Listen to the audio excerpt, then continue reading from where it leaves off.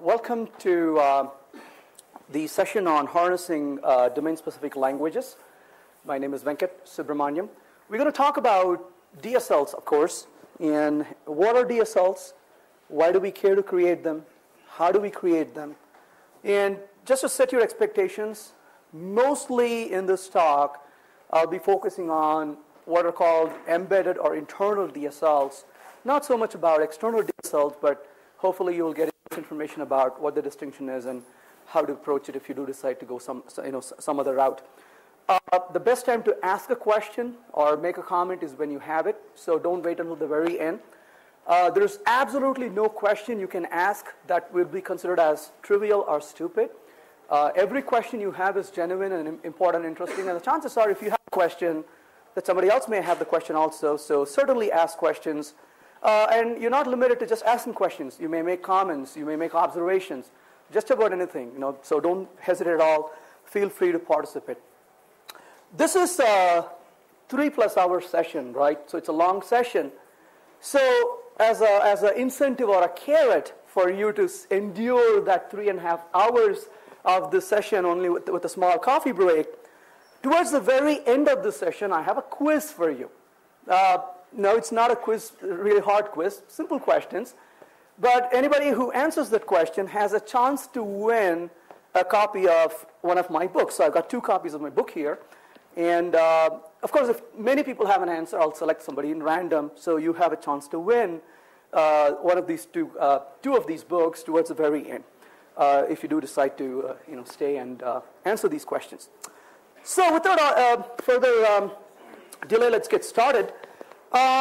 So what is DSL? Why do we want to do that?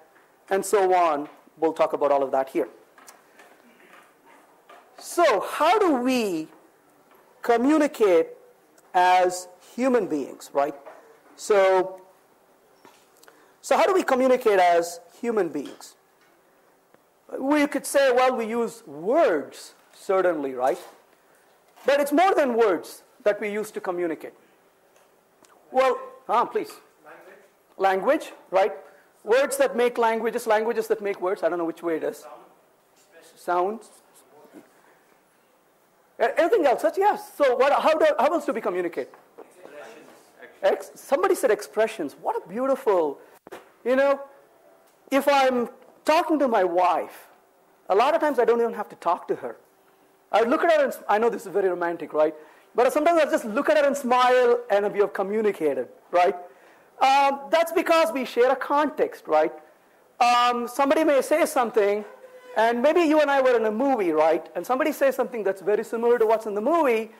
We don't have to use words. We hear that and say, that's funny, that's kind of the words in the movie, right? Guess what? We already communicated. So expressions, awesome, right? Expressions are a way to communicate as well. That was a very good answer, so you get a candy for that. Yeah. So, and somebody said language. Who said language? All right. Okay, it's going to hit somebody when I throw it, but we'll try. Yeah, there you go. All right, very, very good. So, let's look at this communication here, right? So, let's look at this. Engine stop. APA at a descent. Power control both auto. Descent engine command override off. Engine arm off. 13 is in. We copy down, Eagle. Tranquility base here. The Eagle has landed. Roger, Tranquility. We copy you on the ground. You got a bunch of guys about to turn blue. We're breathing again. Thanks a lot. Okay, well, it's okay if you didn't hear it. But here's what it said. Something like this. Fortunately, that's why I put this in the writing. So you're saying, okay, we couldn't hear that. We couldn't read this now. Okay. I'll read this for you. So if you notice what's being said here, this is Aldrin and Armstrong talking back to the ground control. Now, obviously, they are communicating, right? But they're not going to sit there and speak grammatical English. That's not going to happen, right? Because it's a moment of critical communication. You want to communicate, not talk, right? There's a difference between the two. So if you notice some of the things here, look at what he is saying. 60 feet, down 2.5, 2 forward, that's good. Goes on further, okay, engine stop, ACA out of detent, out of detent auto. Anybody knows what that is? I don't have a clue, right? Why don't I have a clue? You say, well, did they land the spaceship on Moon? Of course we know they landed, right? Absolutely they did that. So they did communicate between themselves. I don't understand anything. So tell me why I don't understand, but they were able to understand it fairly well. It's the context, right? There's a context, and there's also something else. They are educated, I'm not, right? They have education in that line of business. I'm not involved in space in any way, right? So a lot of things they do, I don't have a clue. I don't have the context. I don't have the education. I don't have the knowledge of their domain, right? But they understand these things. All these acronyms, all these things make a lot of sense for them. So that is basically what is needed in communication, right? It's the domain, it's the knowledge, it's the context, and then there is also the fluency, right? They're extremely fluent. What's the beauty of being fluent is that you communicate very quickly. And you want to be getting things done very quickly, so there's fluency. That is all DSL is all about, right? It's a domain where you have a good knowledge in that particular domain. You have a good context for the domain, and you're extremely fluent in communicating with the domain, right? Guess what? You and I could sit in a room. We may have never met each other, but within 5 minutes, we'll be doing technical terms and jargons because you and I share something common, right? And that is our domain, our knowledge, our context. And so you and I can communicate very effectively, and the guys in the next table will say, these guys are crazy. I don't know what they're talking about, right? Because you and I share that context. They don't share that context. They don't have a clue what's going on in that case. So as human, we communicate using jargons. So what's a jargon? Special words or expressions that are used by a particular profession or group and are difficult for others to understand, right? And so we use jargons to communicate all the time, right? That's what we do. And similarly, doctors use jargons, right? And astronauts use jargons and so on. Everybody involved use their own jargons. But aren't jargons bad? They're extremely bad, right? Why? Because it leaves people wondering what's going on. You don't understand. You don't have a clue. So if you're going to talk to somebody who is outside of your field, you don't use jargons, right?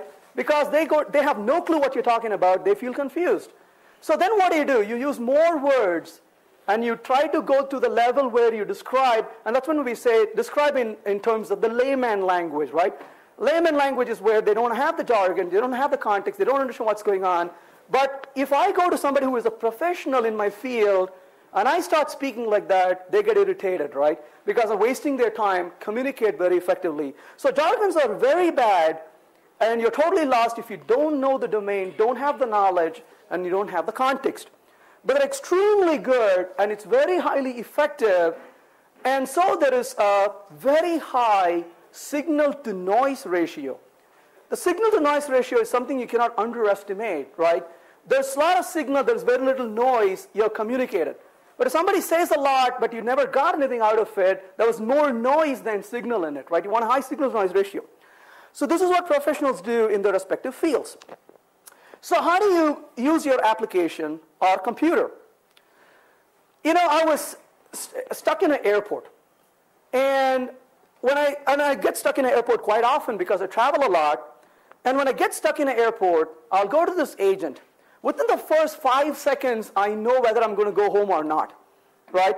If this agent goes for a mouse and clicks around, I know that I'm going to spend the night in the airport, right? And then sometimes this agent, kind of sits there and opens up the command prompt, right, and goes brrr at it. It's like, yes, I'm going home tonight, right? Because this person doesn't sit there and use this interface given and attacks the underlying interface, right, and runs commands, queries, and says, well, we can get you out of here to over there and over there. You want to take that route. It's like, please, I want to get out of this airport. Any way you send me, I'm willing to take, right? And that's basically how do they communicate with this? So if you're really working with an application, you want the command of the application. And I'm not going to tell you that a graphical user interface is bad. That's not my intent. But a graphical user interface a lot of times takes the novice and makes them productive. But unfortunately, what it does is it takes the expert and makes them counterproductive, right? If you're dealing with the user interface, if you don't have a clue how to use this application, you can click, click, click, and do it. But if you have used this application for a while, then you begin to hate it, right? I was mentioning this the other day. I used to love Microsoft Word until I started using it for something really serious. Right? Then I hated it, right? Because it's like, hey, wait a minute, how do I do this? No, you can't, right? Or you got to click these 7 things to do this. It becomes very counterproductive. So you want to be able to be productive all the way through. And so how do we directly communicate and have these queries? That's very important. So productivity is the key, literally key as in the keyboard key as well, right, is the key. So you want to be able to be very productive in communicating with the application. Again, don't mistake, I'm not saying every user interface is wrong. There are certain applications where a UI may be really useful and productive, so we got to kind of, look at it from an individual perspective. So there's this concept called naked objects. This is a research that came out of a couple of guys, Richard and Robert. They introduced this concept of naked objects. What they did was they said, look, if you have information, if you have behavior, if you have these objects, why not expose these objects for user interaction? So the graphical user interface is not something you generate, it is something that gets generated. If you're interested in this more, not only take a look at naked objects, but I want you to take a look at yet another product as well. A good friend of called Eitan Zeus has done this. It's called JMatter. And JMatter is a pretty interesting tool. What JMatter does is it allows you to write classes as you normally do, and you're done. And what JMatter will do is it'll smell your classes and say, aha, these are your domain objects, and it'll generate the user interface for you. So you don't have to write the user interface, it does it for you, right? So if you're developing internal applications, you can quickly build them with JMatter, and you can have the UI built on top of it by simply declaratively specifying things rather than sitting there and creating the UI, right? So take a look at JMatter. JMatter is so Eitan basically generated JMatter based on his exposure to naked objects. So certainly it's worthwhile. But the naked objects guy also have tools related to this, and one of those is the object-oriented user interface, as they call it. So it exposes the behavior of the domain objects for direct interaction by the users. So that is the beauty of it. So what it basically says is you want to be able to expose the real underlying power for the users to be able to interact with your application. That's the whole idea behind this. So if you are talking to a domain expert, how do they do matrix multiplication, right? They do it like this, right? Not at all, right? Nobody will stay sane after doing it that way, right? They get very angry if you give that to them, right? They say, what's this? You're calling these methods, doesn't make any sense for us to do. The way they're going to do this is like that. Well, that's what they use. That's their domain for communication, right? So they use the plus symbol and get their work done. And that is what they do. That's what they read. That's what they make sense. That's what they're going to use to communicate.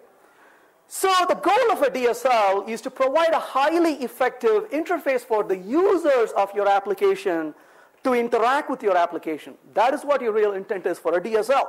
Again, it depends on who the user is. There could be a domain user, there could be an end user, there are people who are configuring your application and so on, and you want to be able to help with these. The interface may be graphical sometimes. The interface may be textual. All of them may be different ways to specify it and may include a DSL.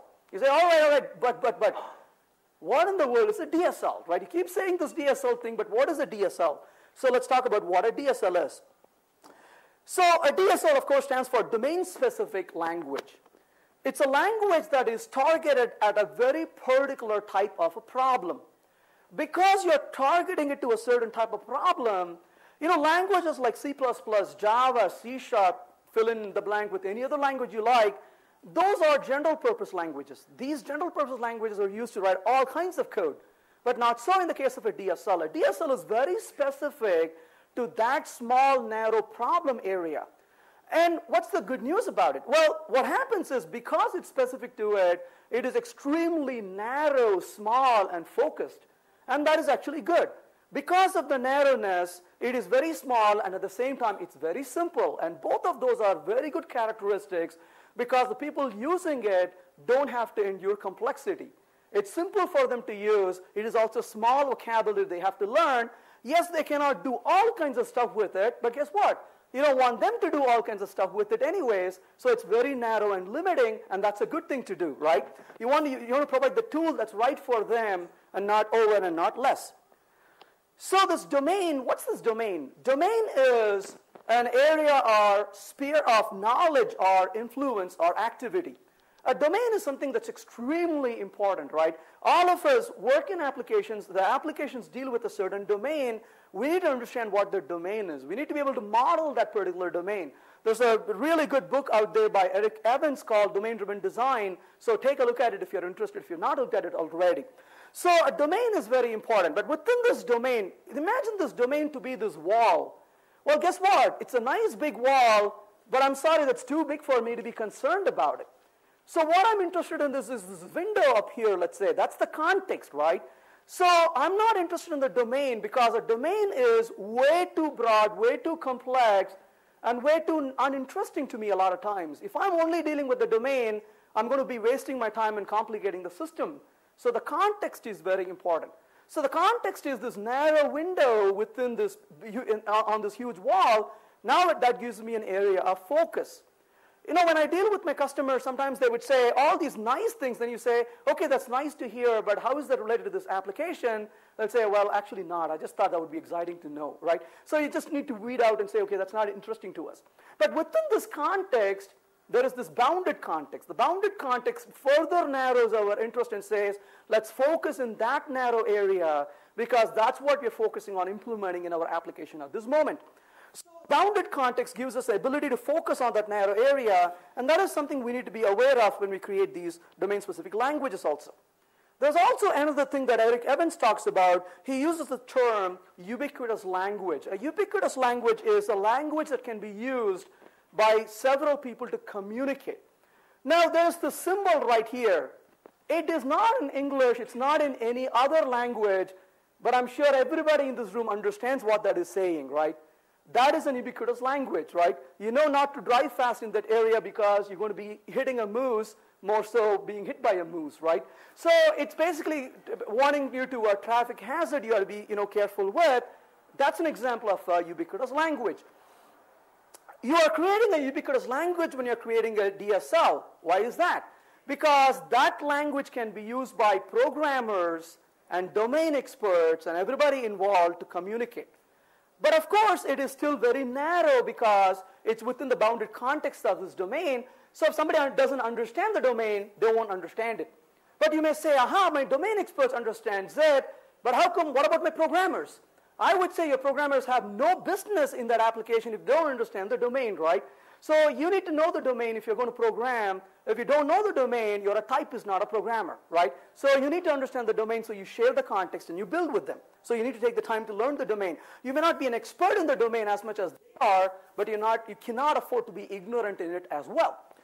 So the domain folks understand it fairly well. It's very highly expressive and easy to use as well at the same time. But where does this all fit in together? Where do we use it? You have most likely used multiple languages to build your applications. My friend Neil Ford has a term for it. He calls it a polyglot programmer. A polyglot programmer is his vision for how programming is going to be done in the future. Google for polyglot programmer, you can read about his discussions about it. So he says, we are polyglot. You are already a polyglot programmer, he says, because you're using multiple languages. But this is what is going to happen in developing applications, is that you are going to use multiple different languages. Martin Fowler says that rather than using one big general purpose language to build your enterprise applications, you are going to use number of smaller languages to build your applications, right? So large-scale enterprise applications are not going to be created using single large languages, but several small languages is what the claim he has.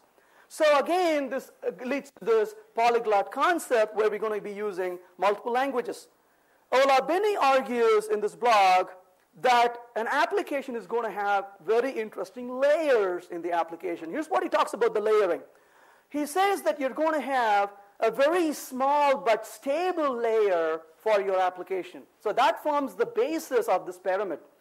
And what he talks about in this case is Java, but more so, he's talking about the JVM at this level, right? JVM gives you this beautiful platform on which you can build applications. Guess what? It's an extremely stable platform, right? It's a platform that's extremely powerful as well. How many times do you run into bugs in the JVM, right? Not as many, right? It's pretty stable and very powerful. And then he says on top of that, you're going to have a dynamic language layer. And this is where you're going to use languages like Groovy and JRuby and so on to build your application. And then on top of that, he says, you're going to have a highly expressive DSL tier, which is going to be very specific to your domain that you're interested in dealing with. And your application is going to be all these 3 layers built up is how you're going to build your enterprise applications. So again, you can see that at the top of this is the DSL layer, which is the narrow area we're focusing on in this particular session. What does it take to build a DSL? It takes objects, obviously, because using object programming, right? Then it takes metaprogramming. What's metaprogramming? Metaprogramming gives us the ability to alter the behavior of the application, the code, while it is running. Metaprogramming is like us, right? When we were born, we knew very little. But over the years, we have gotten smarter, right? Okay, most of us have gotten smarter since the time we born, right? We learn, acquire skills, we get educated, we get other things we learn along, and then using those, we grow and mature. That's kind of what you do in this program. The program starts up, and then it starts acquiring and assimilating these behavior along the way. You also need a lot of patience, because as you start developing these DSLs, you'll sit there and scratch your head. How do you make this work? Remember, the goal of DSL is not for you to get done and go home. The goal of DSL is to make it easier and expressive for the domain users. And I think it also takes a lot of coffee, right? The caffeine helps a great deal to stay there and be awake. So all these are important to build a DSL. So what are the types of DSLs? There are 2 types of DSLs out there. You can certainly encourage a 3rd type, which may be a combination of these. I don't think that's impossible to have. Certainly that may make sense. So there are external DSLs and internal DSLs as Martin Fowler defines it. So what is the difference between an external DSL and an internal DSL? Where does that come in? An external DSL is something most of us have used one time or the other, maybe or may not be without knowing. So you define a new language. That's your language. You describe this language. Once you define this language, you then write parsers for it.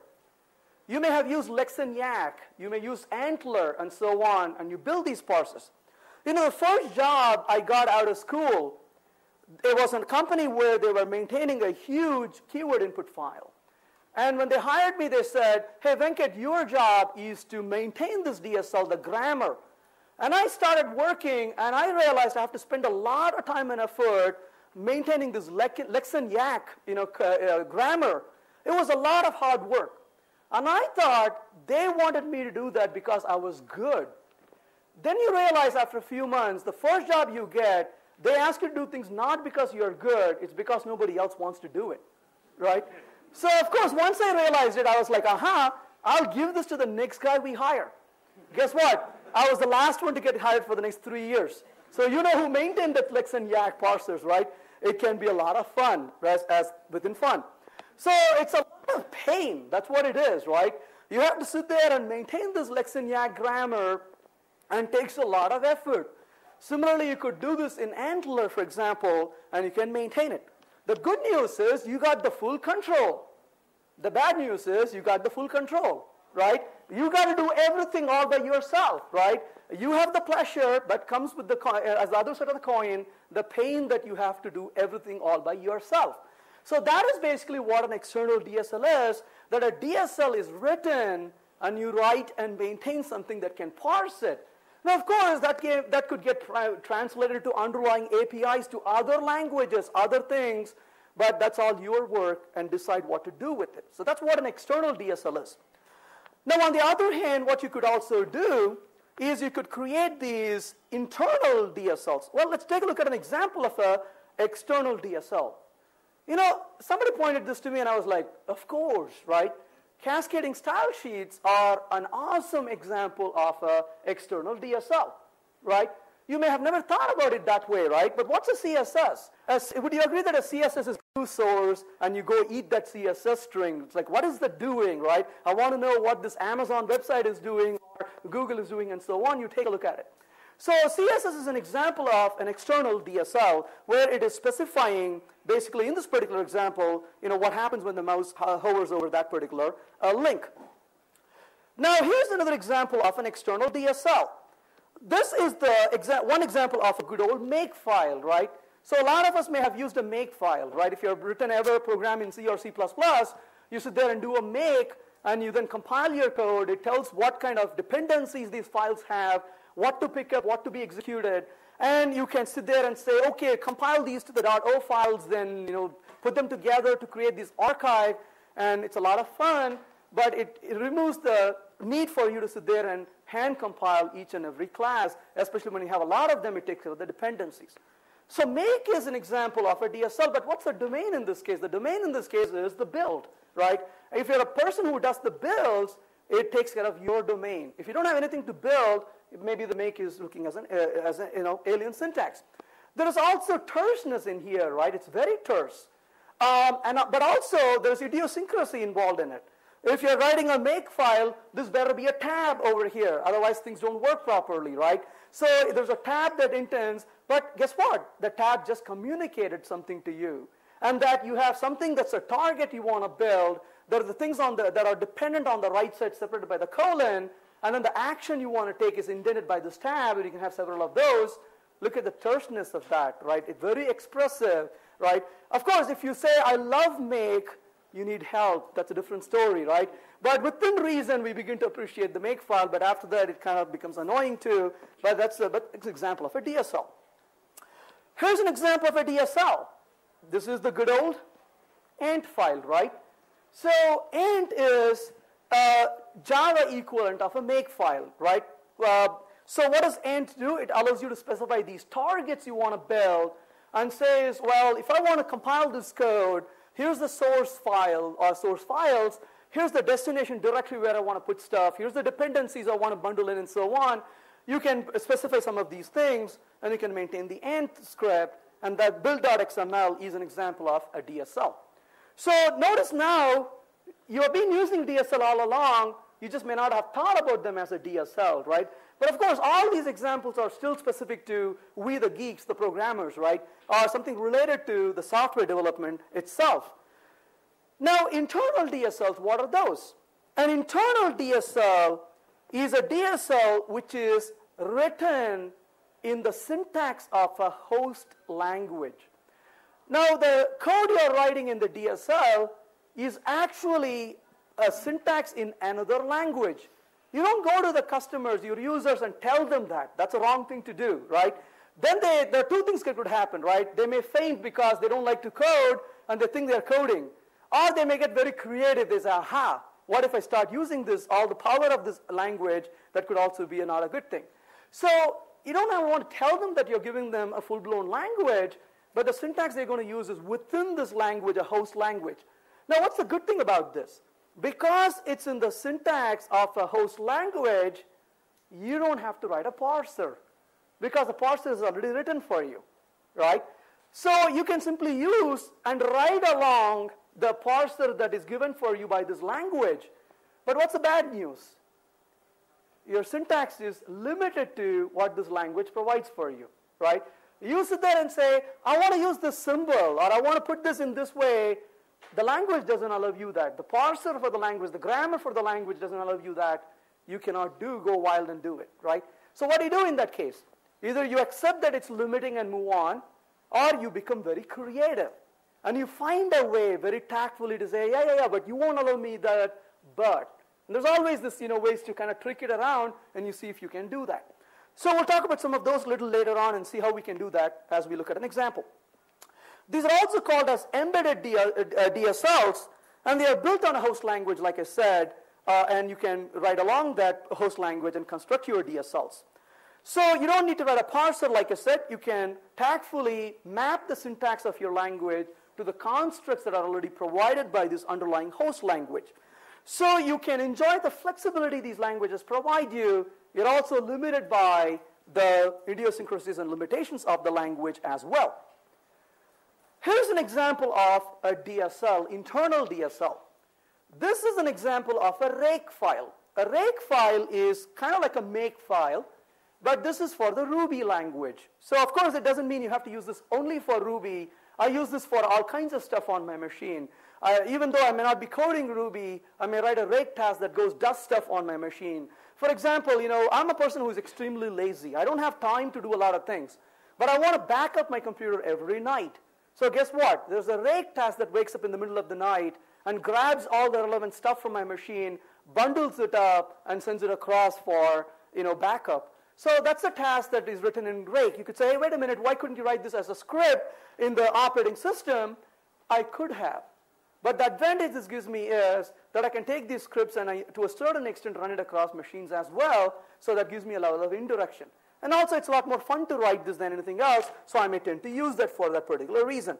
So let's take a look at an example here real quick as just one trivial example here. So I'm going to basically say,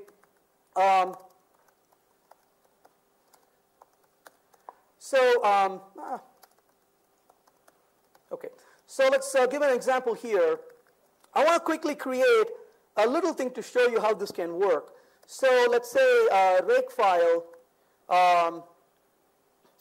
Let's say my task. So task.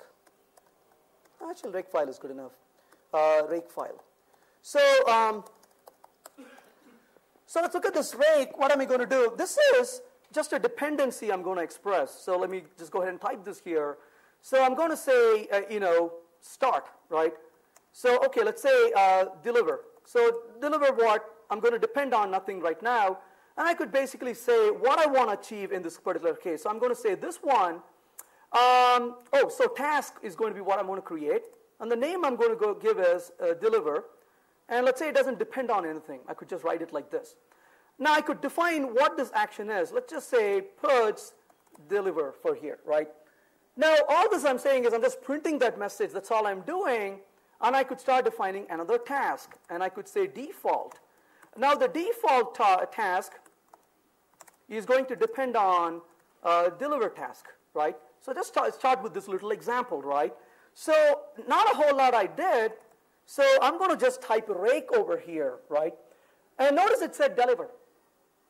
What did he do? How does he know to do that, right?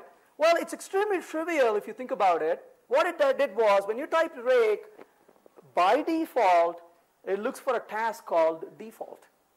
And it finds the default task. So what's the task? Rake is just an application. What this application did was it first processed this file and looked for all these tasks. And the minute you said a task, it said, oh, what's your name? My name is default. It created a hash map, right? In the hash map, it says, your name is default. I'm going to attach you with a task to execute, right?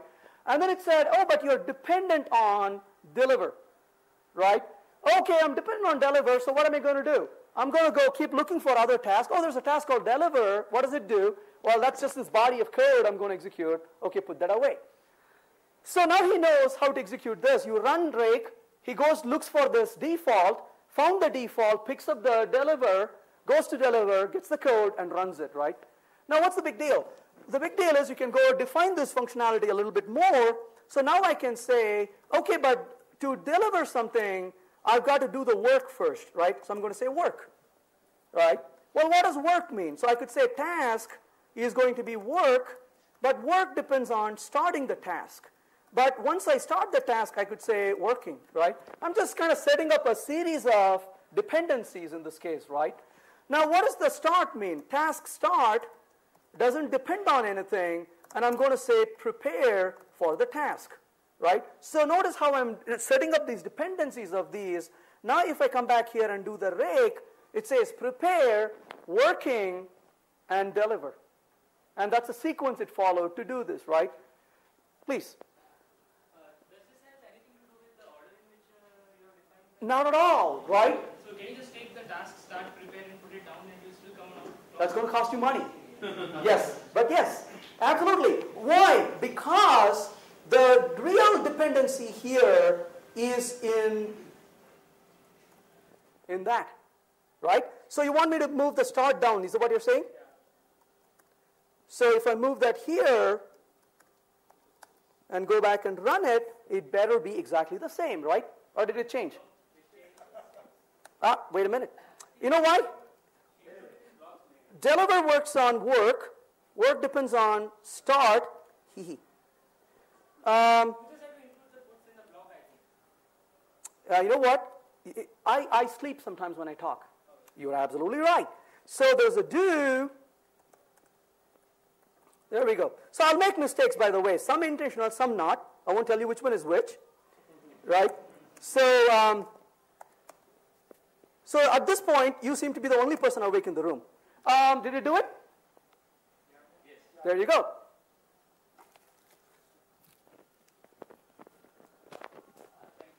Cool. So the order doesn't depend, right? So it is independent of the order right there. But look at this for a second. Would you agree that this is simple? It is insanely simple, right? When Jim Boyrick created this, you look at this and you almost cry. It's like, my goodness, that's trivial. Why didn't I think about it, right? That's how simple that is, right? It's pretty simple. Please. How is it different from a make actually? Because you don't have to stay insane after you type it. That's the difference, right? Because it's pretty simple. But hang on, I could write Ruby code here. I could. So you say, hey, how do I do this? Oh, we don't know. Okay, I can write a Ruby function, and I can come and call it here, right? So in the example I gave you, I want to go call into Subversion, which is my repository, where I put my stuff, right? So I would write my Rake file, where it first issues command to Subversion, say, go dump all these for me. And Subversion does a dump. Then I say, okay, now do the backup for me. But it gives me the ability to write these code. I'm not restricted with what make, because make is an external DSL, I'm constrained by that. In this case, I can extend this further, right? I'm not limited by the commands of Rake. I can add more commands to it. It's easier. But also, did you have a question or comment here? I mean, the kind of ability that it gives you, that you can now write Ruby code, doesn't it again, sort of a point that you said previously, you could end up writing too much into it, right? Because you now have the power of the entire language. Cool. So the question is, did it give me too much power? Well, guess what? This is the domain of a computer professional, right? The more power you have is to maintain your system.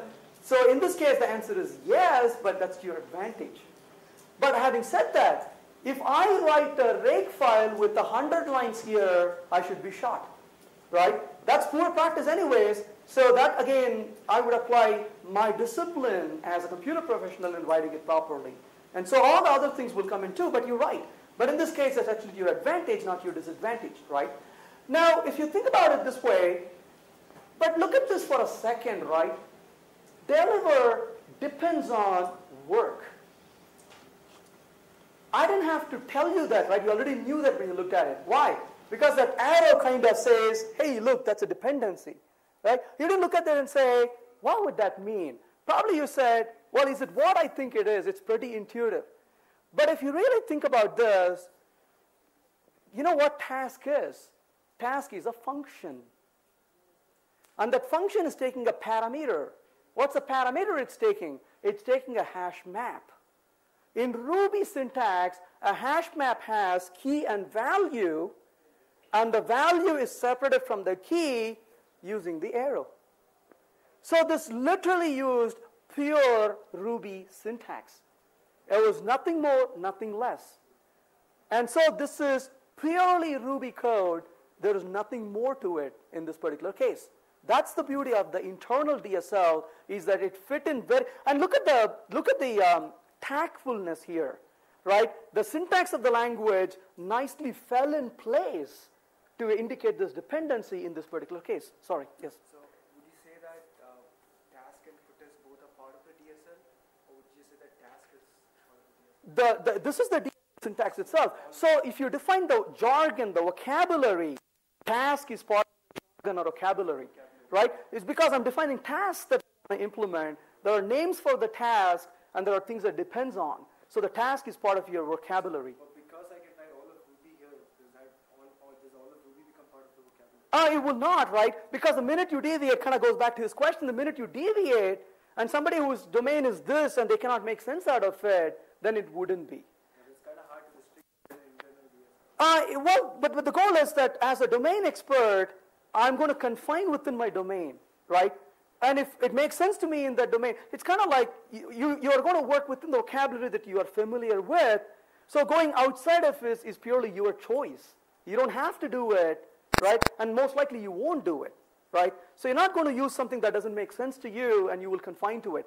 If you say, well, what if you want me to limit me from doing it? That's a different story. You can take care of that by writing other things.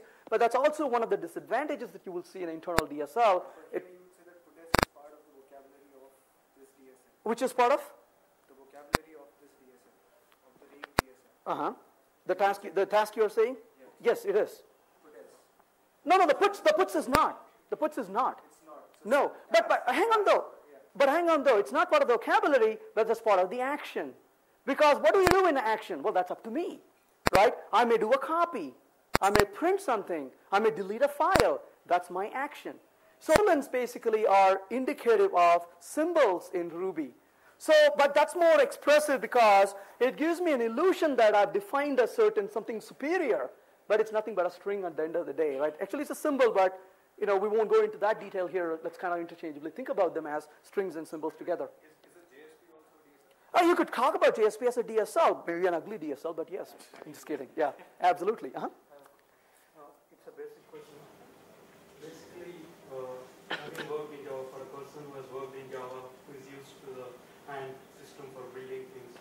So isn't this going to be new learning for him? And why is this new? Question is, if I am familiar with Java, used AND for a long time and quite comfortable with it in terms of having used it, isn't it something a little bit new for me to use? Well, certainly a person using AND most likely may not use Rake because this is a Ruby thing and not a Java thing. But you could use this in JRuby, right? But the question is, why should I do something else when this has been something I've learned along the way? That's because that you see a need for more productive gains, right? You could say, wait a minute, I could be enduring this XML syntax, or this is a lot more expressive, right? I mean, I've done AND for quite a while. When I came across this, I said, you know what, I don't need to deal with that clutter and complexity. I can go off and do this much more easily. And there's also equivalence in the Java community where you can build on top of AND itself. So you don't have to use Rake, but there's something else we'll talk about in a few minutes. There is some new learning. I hope that is the case, right? Because you want to constantly learn so you're more productive. Here's an example, right? I've been riding a bicycle for 20 years. Hey, you know what? I have taken the time to injure my knee several times on the bicycle. I can ride a bicycle really well. Shouldn't I be happy with it, right? You know what? Learning to drive is a lot of effort. And if you're not learned driving by the time you're 20 years, it's even bigger effort. So that's the same thing. Should I take the time to learn driving a car, or should I just be happy with my bicycle? Well, tell you what, I actually ride my bicycle today, but I also drive my car. Because a bicycle is going to only take me that much distance, but I got to cover greater distance in smaller time, and a bicycle is not going to do that for me. So it gives me a lot more productivity, right? But then I don't just use my car for everything, right? To come here, there's absolutely no way I could have taken a car to come here, right? So I got to take an airplane to come here. So you got to use a tool for the right job. Otherwise, we're not going to be able to progress further, right? So yes, there is a curve, a learning curve. Just like I took time to drive cars after several years of just riding a bicycle, right? But that's the cost versus benefit. And yes, it was a pain to learn it, but the benefit has outweighed the cost in great proportions. That's exactly what we need to. You need to be able to justify that to yourself. And having said that, honestly, I would say it's a lot of time. That's what keeps me on my job. Imagine you wake up in the morning and you say, I'm going to go back and write the same stupid code again today. I fall back and sleep for another 2 hours. But I wake up and say, you know what? I'm going to learn something different today. That excites me and I want to go do it because that motivates me to go try new things. And you can get better. And that is actually a very good thing, right? All right. So we please. Sorry. First, let me inform about my ignorance to Ruby. But from what you were talking so far, what I could gather is, correct me if I'm wrong, let's say, I am a domain-specific person. I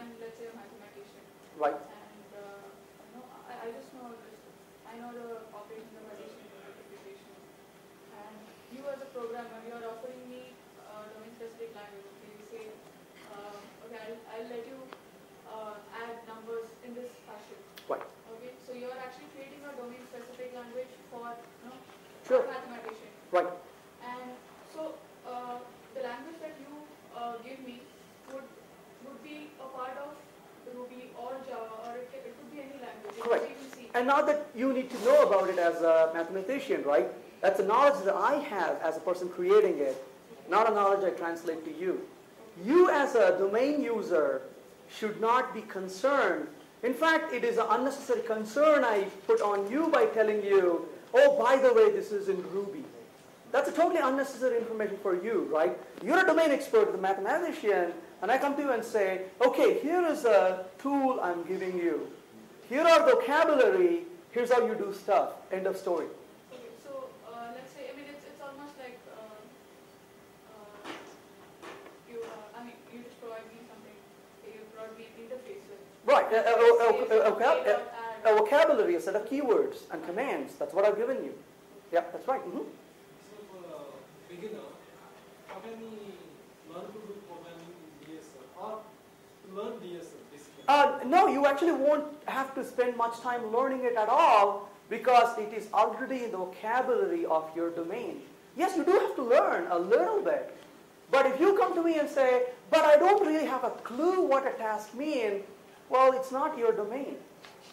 You see what I'm saying?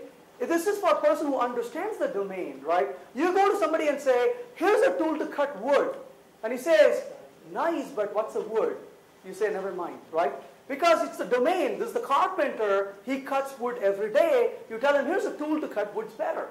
But there must be some beginning way or place to begin with. Well, you're learning the syntax of the language being provided to you in the terminology and the jargon you already are familiar with. Yeah. So you are coming with not a beginner, you're coming with the expertise of the domain. And you're learning the nuances of this particular syntax. And you, a lot of times, you actually influence this by saying, look, this is what I do for a living. Give me something that's usable for me. Just like you develop a user interface, a graphical user interface, you can provide one that's clunky and totally useless, or you can provide something user-friendly. Same thing with the DSL, right? You want to provide something that they are comfortable and productive using. And your job as a programmer is to know what that is, to learn what that is, and develop that one. Mm-hmm. I mean, so now taking this example away from a make file or an ANG file, Right. from the domain of building Right. project. Sure. Something in real life, something that you get it to a client who's unaware of. Sure, that's a very good question, right? So her question is, hey, you know what, let's get out of this computer domain, right? Tell me something I could do with this outside of programmer activity, build activity. I'll give you two examples, right? One example is, these guys, if you go to their website and read about it all day long, you will never see the word DSL. And I think that's a good thing, right? But it's called Cactus. Cactus is a tool that allows physicists to model their physics computations across a network of processors. So you could say, okay, here is a little computation of some equation, whatever it is, but it's so complex you cannot just do it on one machine. So they would sit there and say, I want to distribute these across these machines for computation and go execute this mathematical model. Oh, by the way, this model requires these third-party libraries. Go do it. That's one. You could say, okay, Venkat, that's great, but that still involves these distribution and processors. Can we go away from it, right? Another example is a company that has done, that's in the line of insurance business, right? In the case of insurance, you have actuaries whose job is to describe rules around the risk in insurance, right? If I call and say, hey, I want to get insured, but I'm 97 years old, right? And they're going to say, oh, you're a high risk, right? So maybe we don't want to insure you. Or, yeah, we'll insure you, but you got to pay us $10 million, whatever that is, right? So these guys write these rules. And in fact, this was written in Groovy. And I was talking to the guy who was working on this project. He said, oh, these guys are using Groovy. I know, I kind of got a little anxious. I sat with him and said, don't tell me that your insurance actuaries really are groovy programmers. That bothers me, right? And he said, oh, okay, I got to clarify this. We have written this DSL for them in Groovy. No, they don't know that they are using Groovy. I said, okay, now we are in good terms, right? So this is purely a set of rules they have provided for these actuaries. So when these actuaries come down and sit down in front of their computer, they're sitting there and defining the risk factor for insurance. And they say, here's the type of condition the patient has. Here's the kind of situations that are around it. Here are the laws depending on the state in which they live. Right? There are certain states where there are some strict rules. You cannot, deny insurance for a patient because of a certain condition, but you may have an opportunity to charge them more, for example, right? Whereas in other states, you can outright reject them, right? But these are rules. And they sit there and express these kinds of rules, and then the application then picks that up and executes it. But these are rules that change extremely often. So that's an example, right? So right there, they can sit there and manipulate these and have the power to manipulate, but it's extremely expressive because it's their domain. That's what they do for a living, but it is given them the power. Instead of saying, I'll write a Word document, give that to you as a programmer, and you then go program it, and then we come back and see if it works, it's a way for them to directly express it, right? You might much rather just sit there and change it and say, okay, now we are done. You eliminated the programmer from the loop, and that's a good thing. So the programmer can do something more useful than sitting and maintaining that code with the rule change every day. I need a simple clarification here. Can I call Java also a DSL because it has syntax and it has rules how to handle it? No, it is not, right, because that's a general purpose language. But it is for the domain of programmers or object-oriented programmers. Well, but your domain is not a programming domain because you're using that to implement something else, right? It's a tool itself that you use to build other things. So that would be too broad of a definition to call that as a DSL. What if the domain was computing? Even then it's too broad because it doesn't channelize you into doing something specific, right? You want it to be... I also asked you about the vocabulary bit earlier was that a lot of people use another attribute for DSL where they say that they might not be Turing complete. Mm-hmm. Do you subscribe to that? No, it's got to be narrow and specific, right? If you make it too broad, it becomes pretty ineffective. That's where you need to draw the line. Otherwise, it leads to confusion and chaos. Can metadata be defined as this one, as a DSL, for example? That's a good question, right? It depends on how you look at things. To a certain extent, yes, they can, and we're going to see a few examples of that, very soon. And so, yes. In fact, when I was learning Ruby, I was complaining that Ruby doesn't have annotations. And then I realized how stupid I was in making that claim because Ruby is built up with annotation completely from the ground up. Because in Ruby, when you say private, when you say public, those really are functions you are calling. So it's like annotating a lot of these features. So yeah, it gives you that power. So you could say metadata or annotations could be considered as a DSL, but they don't become DSL because they are metadata. They become DSLs because you apply that within the context of something where you're expressing. That's where the DSL emerges out of that. Let me qualify that metadata a little bit. Let's say that there's a FinML. There used to be that XML variant earlier in the thing. Right. For a domain specific, you had an XML. Sure, WITSML. Absolutely, yeah. A lot of it. So when you write a file in that, would you call that? Because that is specific. It is, right? So XML, if I give you an XML with a certain domain aspect of things to express, let's say, engineering data, or HL7, which is the medical data, those are all DSLs. They're external DSLs, but nevertheless, they're DSLs, right? Absolutely. Let me continue a little bit further. I definitely want to answer more questions, but I want to cover some grounds too, but we'll come back and pick it up, okay? So let's go back, so we looked at an example of a DSL here. Let's continue further. So here's another example. This is Gantt. So you were asking earlier, hey, look, I'm using Ant. What do? You could use a Gantt, right? Gantt is an example. It's a wrapper, actually, around Ant. So rather than using XML, you can use a syntax like this. This is actually written in Groovy, right? So it's a Groovy implementation, but it's a wrapper around Ant. So this is translated to Ant, and then it works under the hood. Russell Binder basically wrote this, and he's evolving this as we speak. So that's basically where you say target, and you say what the target is, and then you specify a name for the target, and then you say, instead of the do and the end, you have the curly brackets because they're closures in Ruby, and you see it right there. That's an example of GANT, which is a wrapper around AND. So if you're saying, look, I'm comfortable, I know what ANT is, you don't have to depart from it. But you don't have to, unless you say, Venkat, I feel really depressed if I don't write XML, then you want to stay with ANT. Right? If you say, look, I'm depressed with XML, then you can come back and use it, but you don't have to throw everything you know already. I have this question related to whatever question you were asking. We had an application which generated text files, invoices, basically the output of invoices as a text file. Right. It was like export. Sure. The accounting packages used to import this. So it's like Sure. form of DSL. Right. So there is something like DSL which is understood between different Right. So it's a data input file that is very specific to that particular domain, and people who are using it are able to deal with it. Right? That's basically what it is. Absolutely. Yeah. Okay. So we talked about this. Let me show you one more example here. This is something that I've been excited for a little bit more recently. This is a tool called ECB. So this is a tool that was created by Andy Glover, and what ECB does is it is based on similar concept like RSpec. This is a way for you to express your application details, your user stories, so your customers can tell you what these user stories are. You can evolve this with them, but at the end of the day, you're creating what's called an executable documentation.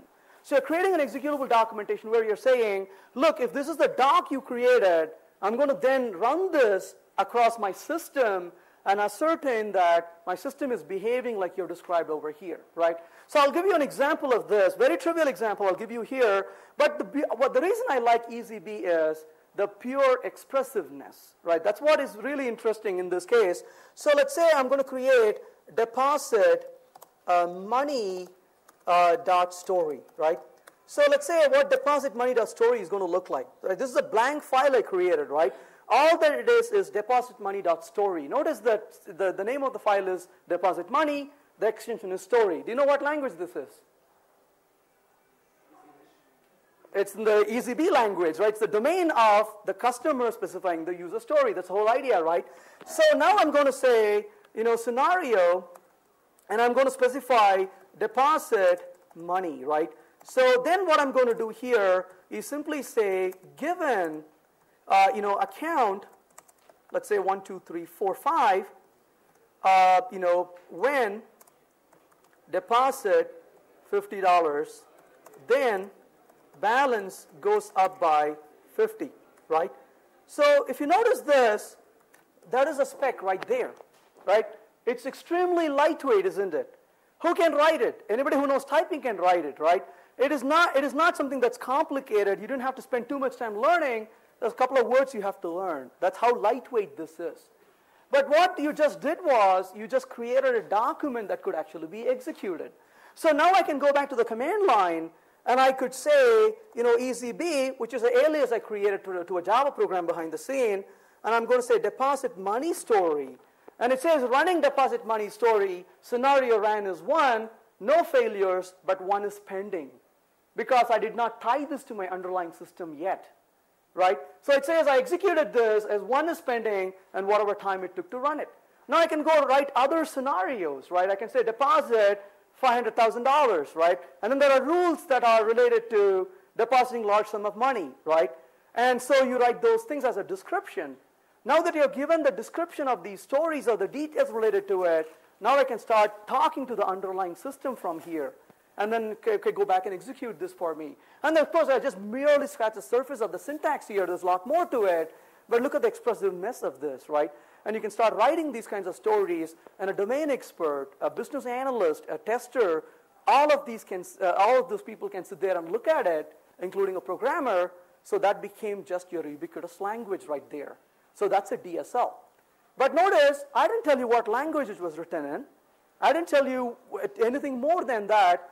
But it turns out that this is actually purely written in Groovy, right? So it's Groovy code, but you don't know it's Groovy code, right? You don't have to know that it's Groovy code. It's purely in the syntax of expressing the behavior of your system, right? So that's an example of ECB. that, take a look at ezb.org. If you're interested in this further, you can take a look at it. So the question is, which one should I use? Should I use an external DSL or should I use an internal DSL? Well, it depends on your application, what you're trying to do. Certain languages, dynamic languages, are better suited to create internal DSLs. Usually these are dynamic languages, Ruby, Groovy, whatever that you can think of, dynamic languages. Other languages which can do the heavyweight lifting to write parsers and so on, C, C++, Java, C#, and so on, are better suited for external DSLs. The external DSL have one advantage. You control the syntax. The disadvantage is you got to write the parser for it. The advantage is it's easy for you to verify the syntax because you took the pain to write it, right? So if you're ready to endure the pain of writing it, external DSL is better as of today. In the case of internal DSL, it's a little bit easier because you don't have to take the time to implement the parser. You can write along the details of a language that's provided for you. But the disadvantage is it's a notch difficult to verify or validate the syntax, right? Because you don't have a parser that validates your syntax, you're feeding this into a language. Of course, you can validate this at runtime. You can say, oh, wait a minute, that's not a valid operation right now. You can have a runtime validation, but doing a validation before is a bit difficult as of today. There's, again, research and people exploring these possibilities, so it's a relatively a new area, right?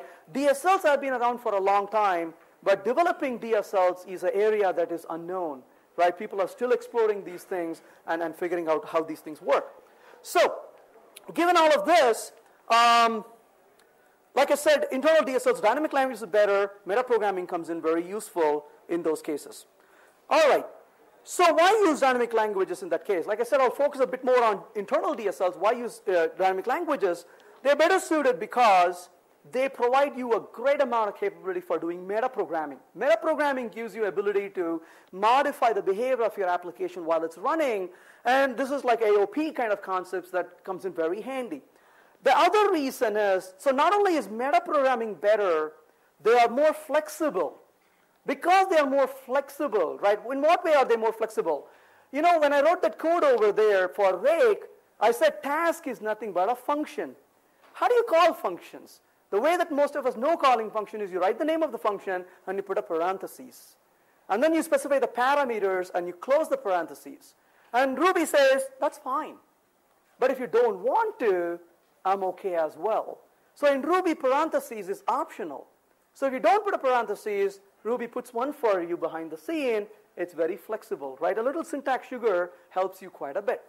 So metaprogramming helps you, flexibility helps you quite a bit, and the third thing is less ceremony. A language is ceremonial when you do stupid things with it, right? Here's an example of a ceremony. You have a function. Here, I'll give you an example of a ceremony right here, right? So, again, think about this as, here's what it does, but is this what it should be doing, right? So here's an example. Let's say, hey, this could be Java, this could be C#, this could be C++, doesn't matter. Let's say class car, and I want to write a method called equals. So I say public Boolean equals, right? Actually, you know what? Yeah, this is probably an okay example here. I could say object other, right? Then what do? I can say over here, if other instance of car, well, now I know that it's an instance of car, right? What do I do then? I say car, other car equals car, other, right? So notice, on line number 5, you already know that it's a car. If you came to line number 7, what are you dealing with? A car. And then what do you tell him? Excuse me, can I trade this reference to this other type? That's a ceremony, right? Because you know if you came here, it's a car.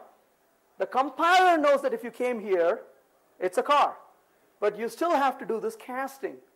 That's an example of ceremony, right? Or what if you say, okay, now that I know you're a car, I'm just going to use you as a car, you do this.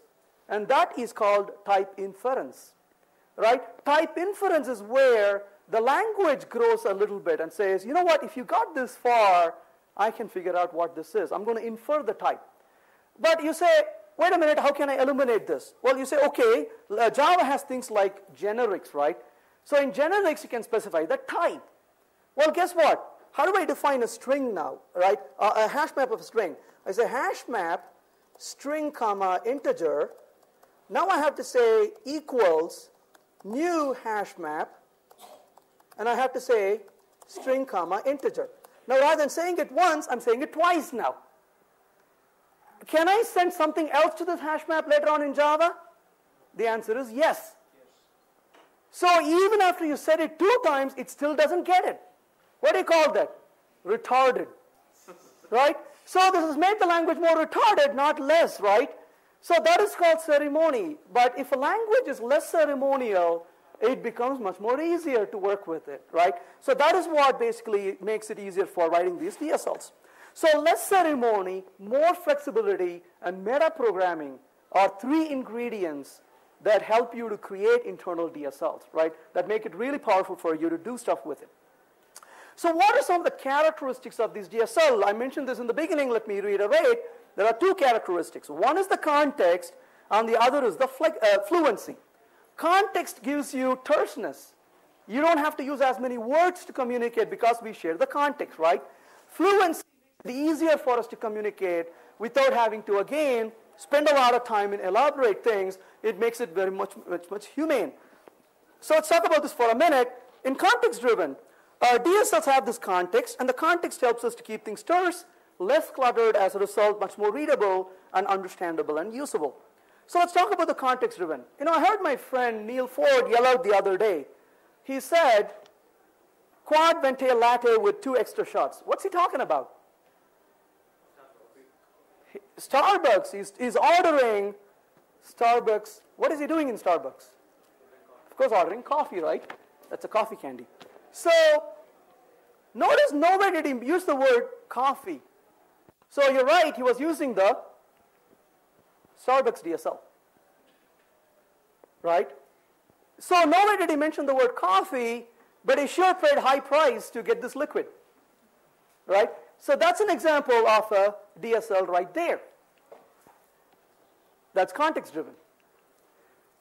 The other day I heard my friend Scott say, place $1 on a G string. What is he talking about? That could be very offensive depending on where you say it. Okay? Well, I have no doubt he was talking about this. Groovy has this concept of G string. And Scott wrote a really good book in Groovy, and I have no doubt that's what he was talking about, right?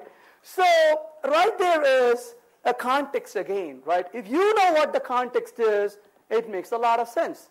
If you don't know what the context is, it throws people off, right? I fear reading Groovy books in front of my wife. She says, what nonsense are you talking about? It's like, oh, never mind, right? This is a programming language. She says, you got to find other languages for that, right? So, yeah. So it's a context. So we know what a context is. What is fluency? I was going to call this a hygienic interface, but Fowler and Evans want to call this as humane interface or fluent interface. It makes it more readable, flows naturally. But having said that, it's not something easy to design. It is something that you bend over your back to make it easier for your customers, your domain experts, but you may have to take a lot of pain to build it, right? It takes an effort for you to do this. So here's the code with no context. I want to send an email. So what do? I say mailer equals new mailer, mailer.from to subject body send. As a person who writes a class, what is on your mind? Hey, what methods can I give? How do I manage the state of this object? What kind of interface can I provide? As a person using a class, what's on your mind? I want to get the work done and go home. I'm not interested in states. I'm not interested in all these things. How do I send an email and go? If you're trying to send an email, you're writing the program, your job is to send an email. Will you be happy if you get that done in 2 minutes and go away, or you have to read a manual and spend 3 hours learning it before you can send an email, right? As a user, you say, just tell me what to call and I want to go away, right? Now, once you write this code, then you wonder, what do I do with this mailer object? Can I refill this and call send again? Or can I not send again? You know, you're not sure, right? You're kind of curious. Either you try it out or you go read a manual again. You see what I'm saying? So it's not very fluent, and you kind of wonder how this should be used, and as a person using it, you just don't want to bother with those things. Let's take a look at another way to write this. How about that? Mailer.send, less clutter. You didn't put a parenthesis around stuff. Hey, you didn't even call a send at the very end. Well, wait a minute, you didn't even create an object. There's no new keyword there. So you just said mailer.send from to subject body, end of story. Well, if there's an error, that send method could give you a result back, but you just worked on the mailer, right? Well, guess what? That is purely valid, usable syntax. But which one will you be more productive as a person sending the mail? Right? The first one or the second one, right? Second one, you get the work done very quickly because it's very easy. You don't have to worry about the order in which you call these, get the work done and move on. If you didn't fill up enough details, the send can tell you that. This is a very common pattern, by the way. This is called an execute around method pattern, where you call the send, it prepares. The state is still important, right? But the mailer says, I'll worry about it. I'll create the state internally and destroy it when I am done. I don't have to pass that burden to you. Go ahead, please. In this case, I still need to know from to subject body what else can go in. But as a person sending email, you better know it or have no business sending email, right? So that's again the domain, right? I don't know if it's from, I don't know if it's to or it's received. Oh, sure, but the API is given to you. It's not that it's hidden away from you, right? The API is exposed to you. But there is an easier way to interact with that API than the complexity you had to deal with before. So it's not that you don't have to know things. You still have to know things, but the burden is less on you. That's the advantage it gives you. And you need some spaces between from and this one. So those kind of things are involved in this. True, but again, most of the time we know that there's a delimiter of some kind, right? And if you say, actually, let's go a little bit further, right? It's only the case if you want it. In ECB, you could write the words as this, equals TO10 with no space at all.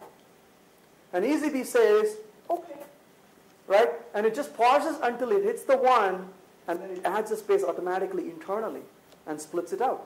So yeah, it's only the case if you insist on it. Right? And in fact, you say, wow, is that still an internal DSL? It turns out it is. Because they use metaprogramming. And then they say, that doesn't make sense, but I'm not going to reject it. I'm going to give you the benefit of doubt. And so then they take that symbol and they parse it dynamically. And then they say, you probably meant equal to 10. So the answer is, it's up to you. Again, remember how much you want to bend over your back. Right? And ECB bent over the back and said, I'm going to still take that from you. Because if you're not a programmer, if you're a domain expert, we don't want to place that burden on you to put a space. Great question. So it is up to you, and right there is an example where ECB bent over the back to do that, but in this case I did not. Right? Maybe I could, but I didn't. That's the example. Specification for the DSL? It's only what you do. It's your domain. The specification is what makes sense to your domain experts. Right? Don't introduce things that don't make sense to them. If they say, I don't understand what this is, okay, just say, never mind. Let's go find out what makes sense to you and see if we can make that work. That is the real specification, in my opinion. Don't impose your style on them. Adapt their style into your DSL. Right? The DSL is driven by your domain experts. They help you design it. If you deliver something to them because that's what you like, they're going to quit using it, and they come back and tell you to write it.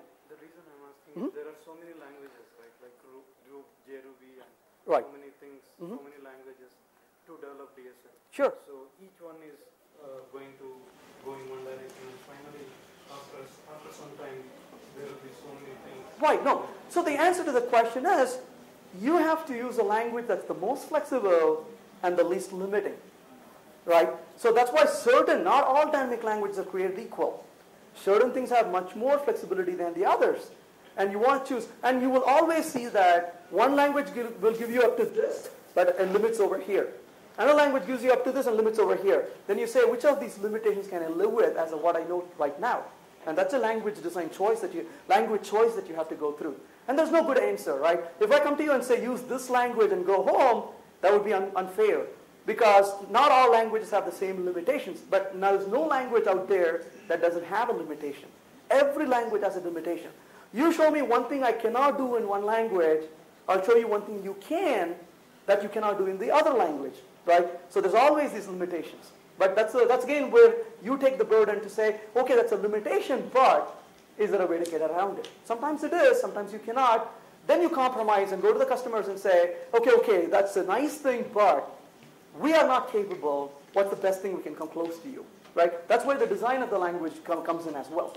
So in terms of standards for DSL or specs for DSL, you don't want to define that upfront, right? You want to let it emerge. Absolutely. Maybe the industry will converge on a specific DSL that makes sense for them. Maybe not. So Right. you don't want to be prescriptive about that. And it's not even an industry, right? It's your application and your users.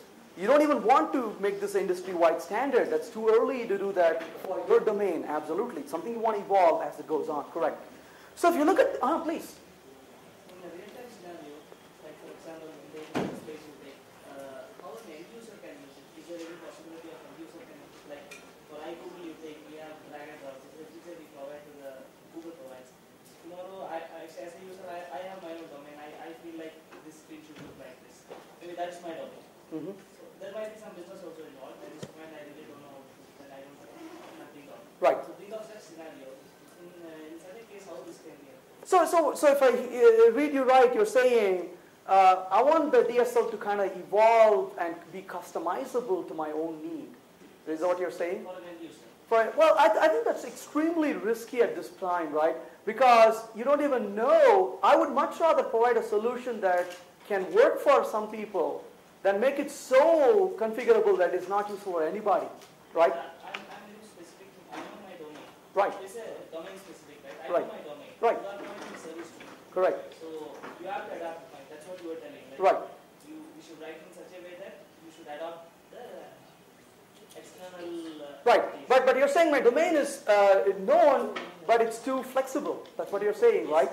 Again, the question is, are you going to lose value for most people by making it that flexible? It's more than the value, but the conceptually will it work out? Well, conceptually it may work, but a lot of people would say, I'm sorry, but I don't know how to use it because it's too fluid, right? Again, those are design decisions that you have to make, right? That's what Naked Objects gives you, right? Naked Objects says, look, I'm going to expose this model. You decide what you want to do with it. And that's what Naked Object Model is, right? But again, in that case, that is not something that is useful for everything. Otherwise, all applications will be using Naked Objects, right? That's a design decision you have to make. But I would say be very practical about it. Don't be overzealous and say, I'm going to make this everything for everybody, so it's not being nothing for nobody, right? You don't want to do that. That's a design choice you have to make, A DSL doesn't have to be text-based. It doesn't have to be. So a modeling tool can also be a DSL. Within restraints, yes. I did not get it. Because I'm quite averse to modeling tools, that's why I said. Within reasons. Because then it becomes that, oh, we don't need programmers anymore. Click, click, click, and the application is running, and the manager says, why should we hire you? We'll buy this modeling tool.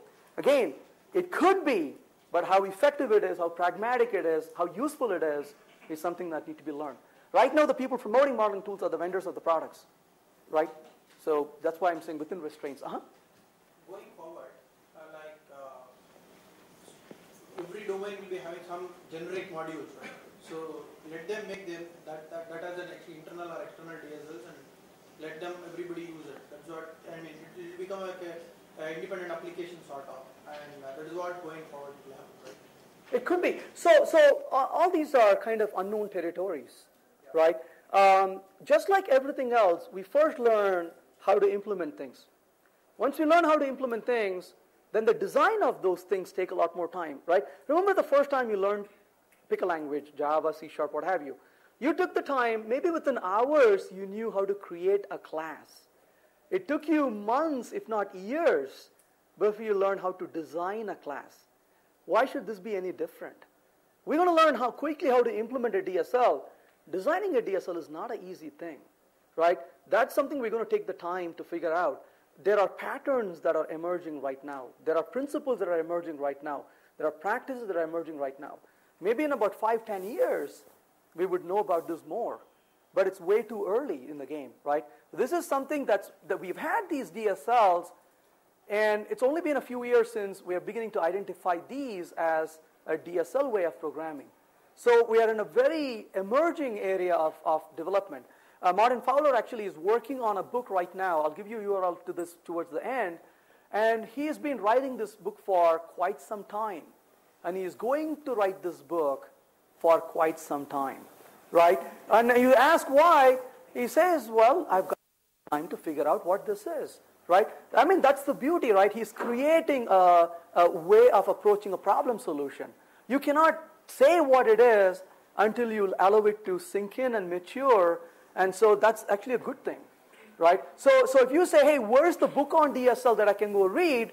Well, it's actually something you can download today but not buy. And it's half written and other half is unknown, right? And so, yeah, it is a very emerging field we are in. Mm-hmm. Is customized for the domain. Correct. That's why it's a context, right? It's context-driven. But a designer of a DSL could just go crazy and make it to the extent of a loop. So where does it stop being a DSL and start being a loop? Well, no, but there's a difference, right? I could create a product for you that does something, but I may have used a design principle, practices, patterns to create it. That's a clear difference between the two, right? I don't come to you and say, this product was created using these patterns. You say, what does that mean to me? Is this product useful for me? Same thing here. A DSL syntax, vocabulary is decided based on the domain itself.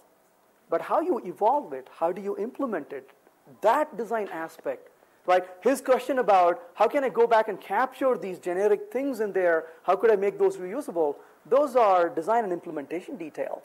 That should not influence how your customers use your DSL when you're done with it, right? It's an approach to developing software than using the software at that point. For example, like if you take booking flights, so there's a software for it, MLDs or something, so they got their own query language or something. So it's an example of external DSL, whether it's external or internal, we don't know. And one more thing, like, is it about giving them the customer a language, right, so they can use it to make their own languages or their own applications? No, it's more to interact with your application. What I meant to say was that suppose for this, say the aircraft industry or this flights, so we have got a particular DSL, we give them, and they have got a DSL. Now they'll make their own application using that DSL. No, it's a way to interact with the application, right? Whatever they do with it, it's up to them. It's vocabulary they use to communicate.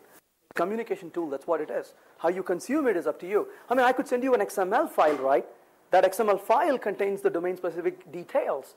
What you do with it is up to you, right? You could have an application that consumes it and does whatever you want to do with it. Mm-hmm. The way you have methodology tools to create external DSLs, are there techniques or tools to create internal DSLs for each of these languages? The tool is the language itself, as you're going to see when I start creating them, right? So the tool is the language itself. The grammar is a bit more fluid right now. There is no clear way to describe this grammar in these languages. So you may, so again, that's an area that's still evolving. There's no good answer. So there is also a question of how dynamic or how flexible your DSL is. If your DSL is fairly static, you have a little bit more control in defining them. If your DSL is extremely dynamic, where you don't even know what the syntax is going to be ahead of time, because that gets decided based on what's going to come forward, right? Here's an example. I don't know what your name is, but I could ask you what your name is. Based on what you tell me your name is, now I could call you by your name. That syntax is not known right now. You see what I'm saying? That's purely dynamic, right? So at this time, how do I say this is a valid syntax or not? Right? So that's again, the answer is not that you cannot do it, it's just that we don't know how to do it yet. And can these internal DSLs can only be defined in dynamic languages because they support the techniques? The three things I mentioned, right? Programming, flexibility, less ceremony. And these are the characteristics of dynamic languages. That's why, right? If you tell me there's a static language with these three capabilities, sure, right ahead, right? But a lot of times the static languages have high ceremony, right? And C# kind of is crossing that boundary.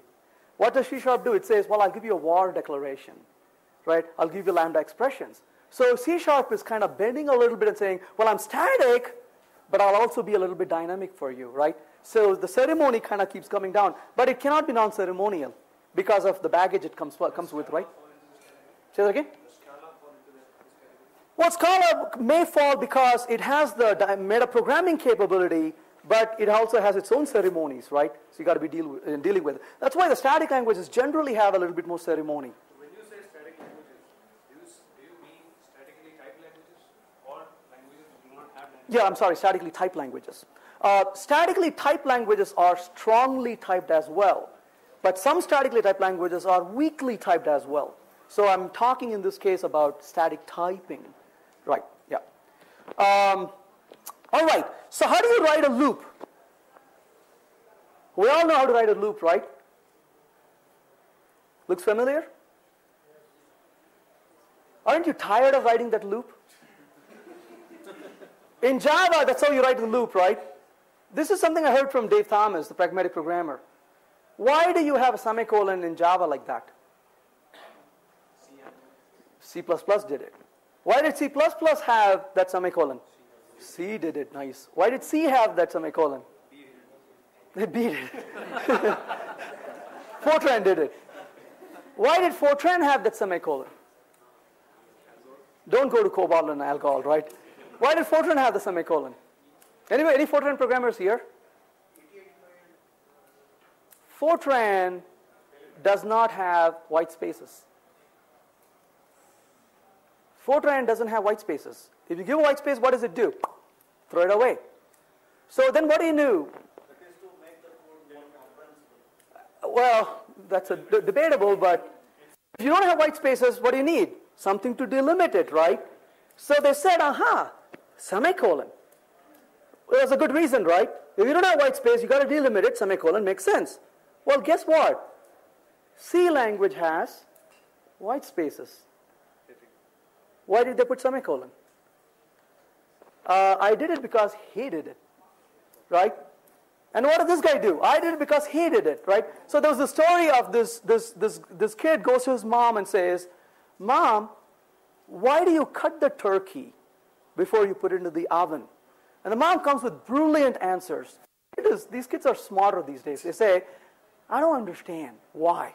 Mom gets tired. She says, you know what? I don't know. I do this because my mom did it. So this kid says, okay, fine. Goes to grandma and says, why do you do this? Grandma tries a long time, and she's like, I don't know. I did this because my mom did it. And the kid says, okay, fine. Thankfully, great-grandma is still alive. I'm going to go ask her. And goes to great-grandma and says, why do you cut the turkey like this when you put it into the oven? And she says, because when I was a kid growing up, the ovens were small. So we had to cut it before we put it. Well, my mom did it, so I'm going to do this too. And they just keep repeating it, right? Well, there's another way to think about this. This is a story that I heard from Dave Thomas of a story of angry monkeys. We have a lot of these angry monkeys in every organization we work in, right? So the bunch of researchers in the UK, they brought gorillas into a room, right? There were 3 gorillas that were brought into the room, and they had a lot of food on the floor. And these gorillas were happy eating this food on the floor, and these gorillas were very friendly. And a few hours goes by, and there's a ladder in the middle of the room. And the ceiling opens, and a banana drops down. And the monkeys, the gorillas, look up and it's like, hey, this place is interesting. We got more food coming from the ceiling, right?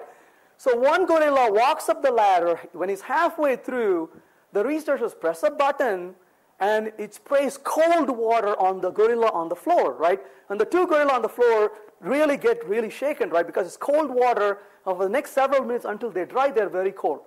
The gorillas are smart. Over the next several hours, they begin to learn the pattern that's emerging here. Ceiling opens, banana comes down, one guy goes up, the other 2 gets cold water sprayed. So the next day, the ceiling opens, the banana comes down, and all the 3 kind of look up and look at each other. They're not moving. And guess what? As long as they did not go up the ladder, there was no cold water. So they quickly learned from this pattern that's emerged, right? They say, if you want to stay warm, and who doesn't want to, let's ignore the banana from the ceiling, be happy with the food on the ground, right? So they completely do this. So a couple of days goes by, and the researchers take one of the gorillas out, and they bring a new one. This new gorilla doesn't have a clue where he came in, but finds these other 2 gorillas, and guess what? These are pretty friendly gorillas, so he's quite happy. A couple of hours goes by, the researchers open the door, ceiling opens, a banana comes down, this new gorilla gets excited. He gets up, the other 2 jump him. And they hold him down, says, no, you are not going to go get the banana from the ceiling, right? And this gorilla doesn't know why, but he quickly realizes, right, if I want to be friends with them, I better not go for the banana from the ceiling. A few more days goes by, and the researchers remove one gorilla at a time. So after a week, there is 3 gorillas in the room. None of them have ever been sprayed water on. But you go to them and say, hey, what about the banana from the ceiling? They say, no. We don't go for it. That's the way we do things around here, right? So Java was created by a bunch of angry monkeys, right? You go to them and say, why? They say, well, that's the way we do it because that's what they told me, right? And so eventually you find out there's a reason why you don't do it, but that was kind of lost and a bunch of angry monkeys. I'll tell you how many times we work with angry monkeys in companies, right? You go to him and say, hey, why do you do it? And he gets really angry. He's like, that's the way we do things around here. You go back to your desk and get your work done, right? Don't question that to me. Well, it can be done a little differently, right? So how can I loop through my code? So what are we talking about here? We're talking about fluency, right? Why can't we just be a little bit more fluent? So let's look at this example here. I want to loop through the code and then print something. So let's see how. So here's a little example. Let's save this away, test.groovy for a second. And what I want to do here is this. So here's what I want to do. I'm going to say loop for, let's say, 5 times and print the values. So I could say for int I equals 0, I less than 5, I plus plus, and then I could say system.out.println, and then I could say I, right? That looks familiar, right? So I could do that. But you can say, well, maybe I don't need to do that, right? And notice that still works, right? I got rid of the semicolon. Maybe I don't want this ceremony, and it still works. Notice how I keep removing the code and it still works, right? And I could say, maybe I don't need that one, and it still works, right?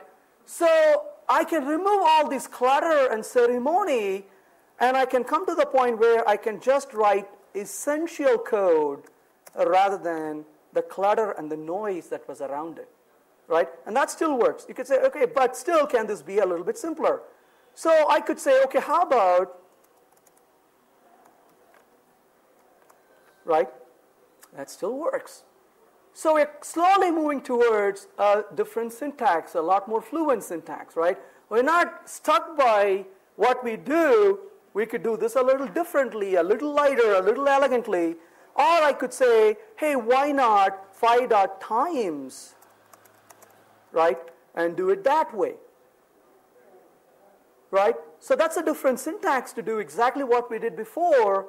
So why not do it like that, right? So the code kind of becomes evolutionary where it becomes a bit more fluent, and you're not sitting there and doing it the same way. It becomes more expressive, right? So that's an example of fluency that you can do. Now all that was still running on the JVM, by the way, please. But it makes it more complex also for the maintaining. No, only if you don't know what you're dealing with, then you have no business maintaining it, right? I mean, that's the argument I cannot accept, right? Because you say, look, I'm dumb, I don't want to learn, but I want to maintain this code. That's not a right answer, right? You need to get educated, be more productive. So you cannot slow things down to the below average programmer. One of the arguments that has been given when we use scripting languages is that they encourage something called dialects. And that was one of the reasons that Perl never got accepted in the enterprise. Well, Perl is a different story altogether. Its motto was that there are 1,000 ways of doing one thing. See, in Perl, there is 1,000 ways to do the same thing, and none of them is readable. Perl is considered to be a write-only language. You can only write it. You can even not read it after you write it, right? So yeah, you can take it to the extreme. Another thing is, dynamic languages, I used to hate them. Those were the days before I knew anything about a test-driven development approach, right? So again, there's a certain amount of discipline you have to develop. And once you develop that kind of discipline, then you get more productive with it, right? So if you say, look, I will not have discipline, but I still want to use it, that is extreme risk.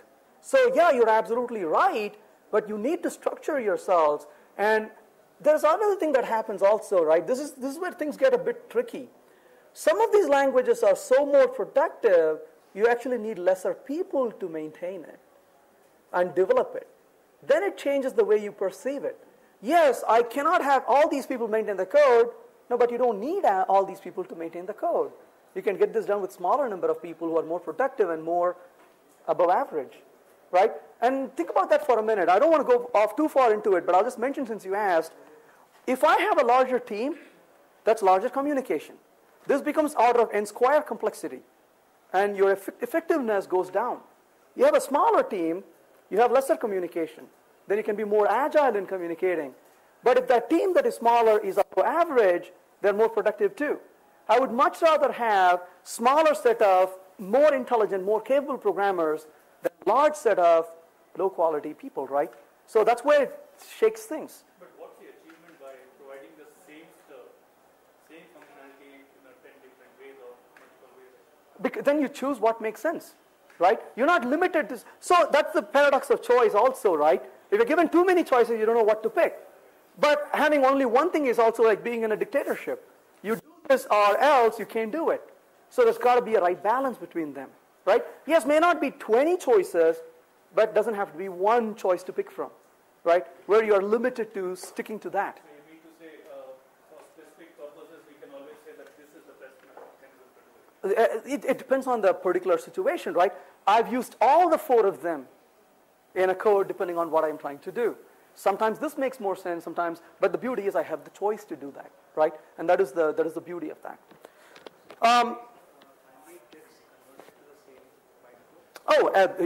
Not the same bytecode, but eventually to bytecode. Depending on what you're trying to do, it could be a different bytecode. At the end of the day, everything is a bytecode that runs in this case. Sure. But it's not the same bytecode though, right? Yeah. Should be. Should be, right? All those choices are there, right? The efficiency could be different. But again, is that a concern? Could be, maybe not. Then you can take a look at it, right? Sometimes it could be an expressive power more than anything else, and those are the choices you have to deal with. Yeah. I mean, that's nothing new, right? Because Java already has iterators. So you could use a for each in Java. A lot of these things could get converted to for each instead of being the traditional for loop, right? Again, at the end of the time, the bytecode gives you these set of capabilities on all these language features translate to that. So your bytecode is the common denominator. Until the bytecode evolves, that's what you're dealing with. Yeah. So, can you achieve fluency in Java? And the answer is yes, you can. But by attaining something like a method chaining. So how do you do this method chaining? What is the purpose of this? You break some rules. Remember in good old Java, you follow this rule. I will write getters and setters. How many times have you seen methods where the getter returns something and the setter simply sets it? That is insane, right? But we follow why? Because it's a best practice, right? So this says, well, why don't we deviate a little bit? Maybe the setter methods can start returning self, this. What does that do then? Then it gives you ability to cascade these methods. This is method chaining. So by chaining these methods, you can achieve a bit of fluency, right? So yes, you're deviating from some standard practices. That's like when you write a poem, you kind of change the words a little bit so it rhymes better, right? It may not be a valid name or a valid term, but you kind of bend along to make it more rhyming. How's that going to work? Here's an example. This is pure Java code from EasyMock. And this is something I really like a lot. It says, expect alarm.raise and return true. The first time you use this code, your head is going to hurt. You're going to do something like that. You're going to break wall, and then you say, what's going on here, right? But then you look at it like 3 more minutes, and you're like, cool. I want to write that for my own code, right? It becomes pretty easy to do. Why? What's happening here is, this is very expressive, right? You say, expect alarm.raise to be called. This is setting up a mock object. When alarm.raise is called, then return a true. So this is a phase where you're coaching this mock object. And once you're done with the coaching phase, you can turn it on and say, go interact. It becomes very useful for unit testing purposes. That's just one example. You also have this from the JSON library. The JSON library gives you an ability to set up a new JSON object. Notice there's no semicolon. Dot accumulate, accumulate, accumulate, and then a semicolon. What is there in this code? There's not only fluency in this code, there is a context in this code. All the accumulate is working on the object that you are accumulating. And then eventually this guy is returning the JSON object for you to work with, right? So there's a context that's being carried through in this particular case. Again, an example of fluency. Is that external DSL or internal DSL? Right? Maybe it's not even a DSL. Right? It's just Fluency at this point. Was a question or a comment? String builder does the same thing. Yeah. So all these things that kind of keep accumulating, it's purely a Fluency at the API level, right? Not even to the extent of a DSL, but Fluency is a characteristic of a DSL, but doesn't mean you can only do that for DSLs. You can do that for APIs as well, right? Question here. Whenever you write a fluid interface, say to an API, or you're writing a fluid interface right from scratch. Right. One problem that emerges is that the individual methods, then if you directly call them, they don't make sense. Correct. It may not. Yeah. Well, actually, that's not true. You could still create objects and call these methods one at a time. Right? I mean, I could have called JSON equals new JSON object, JSON.accumulate, JSON.accumulate, JSON.accumulate. It still works. Yeah, in some cases, you're right. Absolutely. Does it become difficult to debug also in this case? It depends on the context, right? If it is less intuitive, harder to use, then you're failed in this Fluency. So that's a choice. Again, it's a design choice, right? Again, tool versus when to apply it. That's a choice you have to constantly make. I cannot go home and say, I'm going to use a screwdriver for everything, right? It's just a tool, and yes, it is something that I can use in some places, but not in other places. So that's a design choice you have to make also. Yeah. Here's an example of a fluent interface in GIDS. So GIDS is a dependency inversion framework, and what it does is it says bind alerter.class and then to dialog alerter.class in the scope of singleton. That is pretty expressive, right? If you know what GIDS does, you're able to see that and say, okay, I'm binding this so-called interface alerter to the class dialog alerter in the scope of it being a singleton, meaning just use that one object everywhere that you want to use it. Again, it's a very fluent interface that you see here. They call this as a DSL for GIDS. I simply want to claim that it's a Fluency for GIDS, right? I don't want to elevate it to the DSL level. It's the domain, and they say, yeah, that makes sense, or no, it doesn't make sense. It becomes a ubiquitous language. It is also extremely terse. It's very expressive in its nature also.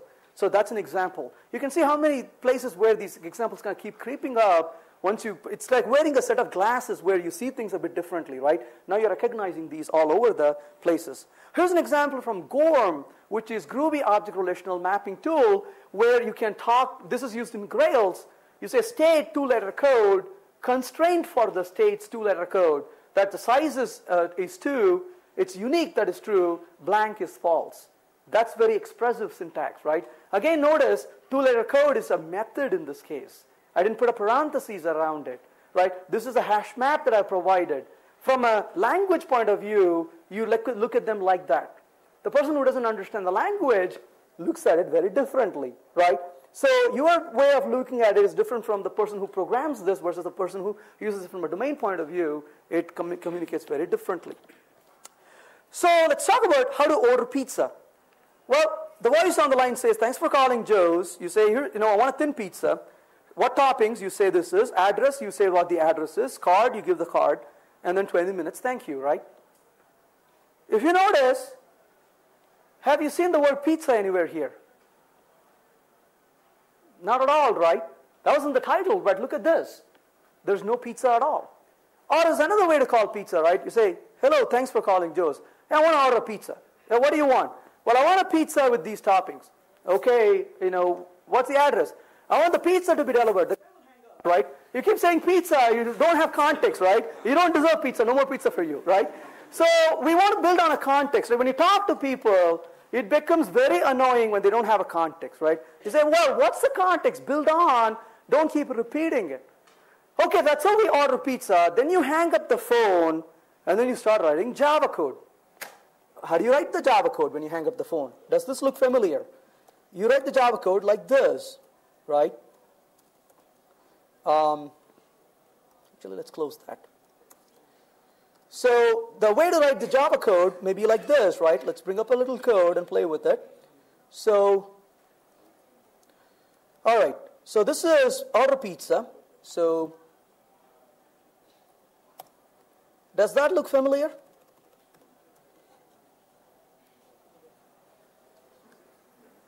Have you ever written code like that? All the time, right? That's how we write Java code. What's lacking here? Context, right? Joe's Pizza, Joe's Pizza, Joe's Pizza. What do? You kind of shrug your shoulders here, let's life in the big city. That's how we write Java code. We chew the gum and keep writing more of this code, right? And then it gets tiring. And then we order more pizza. But we know the context when we order pizza. But then you write the code, you forget about it, right? Can this be simpler? The answer is absolutely it can be simpler. So it doesn't mean you got to immigrate and do something else. You could write your Java code a bit more fluently. How do you do that, right? So what I'm going to do here is to eliminate this from here completely. So no more Joe's Pizza, gone. Right? So I said no more Joe's Pizza, remove it. Okay, but that won't work obviously, right? Because all these semicolons are on our way. So what am I going to do? So what I'm going to do here is to go back to this code and say, okay, how about no more semicolons for you? They're gone too, right? Got rid of the semicolons, got rid of the Joe's Pizza, done. Then what do? I'm going to take this part and say in time over here. And then come down all the way here and remove this clutter and remove that back to this. And we made it fluent. Will that code work? No. Because you compile this and it says, oh, wait a second. Set crust is returning void. So let's go fix that part. So here's the pizza shop, right? Here's my pizza shop. What do I do in the pizza shop? Notice I'm going to break some conventions. This is sacred to some people, right? This is like you insulted their heritage, right? They come to you with a sword, and they say, "Wow, did you call me like that?" Right? No, I just told you to do this. That's okay. That's even worse than calling my family by names, right? Yeah, be careful, right? Just stay away a little bit further from them if they're like that. I'll tell you a few ways to avoid that later on. So what am I going to do? I'm going to go back and say, this is pizza shop, right? So these guys are simply returning the pizza shop. One guy said, well, I don't like it. I said, why? Because these methods are empty. We're dealing with interface here, not implementation. That's why they're empty, right? In real life, there'll be some code in there, but you're only interested in interfaces, right? The API in this discussion, implementation is not relevant. So what do I do in this case? The last thing I'm going to do in this case is simply to go back to this guy and say, return this. Does it make sense? Right? So say, hey, simply return these for me. I'm done. Will that code compile now? Right? So basically, these guys are simply returning that value. As a result, I'm cascading each one of them. And so that's a fluent interface we just wrote in Java. Fair enough? So we didn't do anything different from Java. Okay, maybe a little bit, which is we just said, Java bean convention, out of the door, we don't like it. So we're going to write this interface in a fluent way, right? So let's go back and look at this. What did we do? So that's the Java pizza, order pizza in Java. That was not so nice.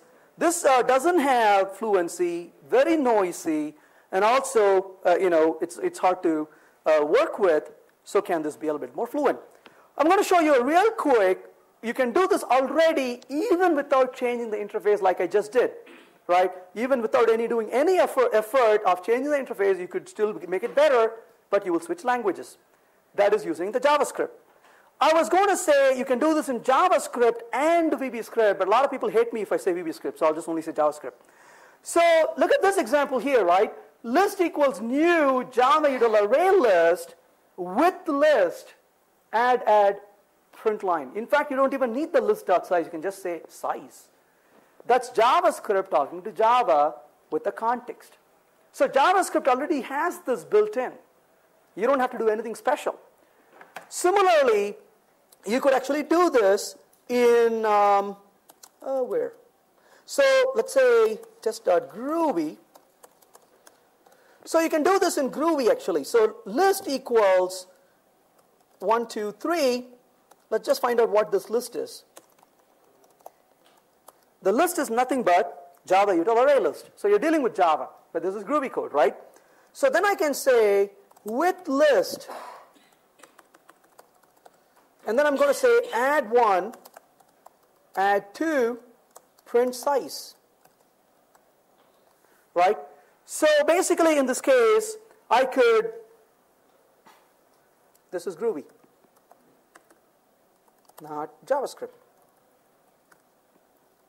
So basically, in this case, right, you could write the code in a very flexible way.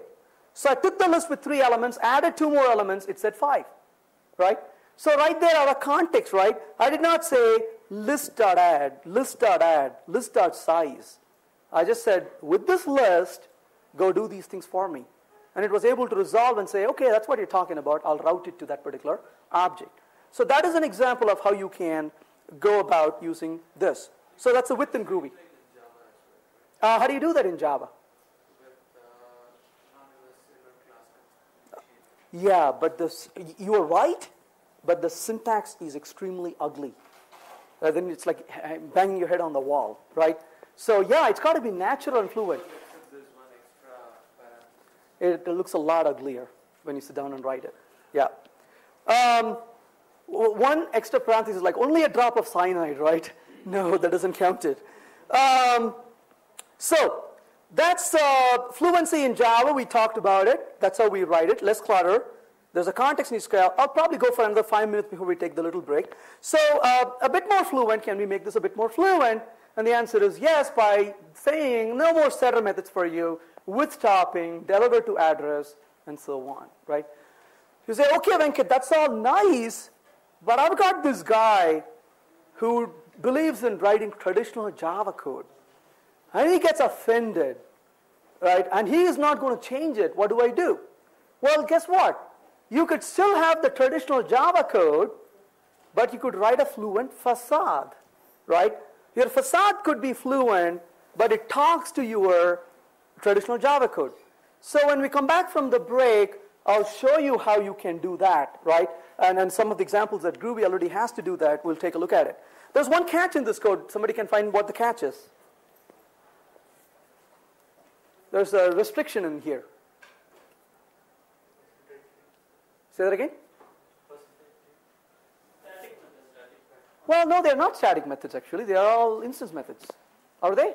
Yeah, they're all instance methods because order pizza is returning an object, right? That's correct. The last one has imposed ordering for you, right?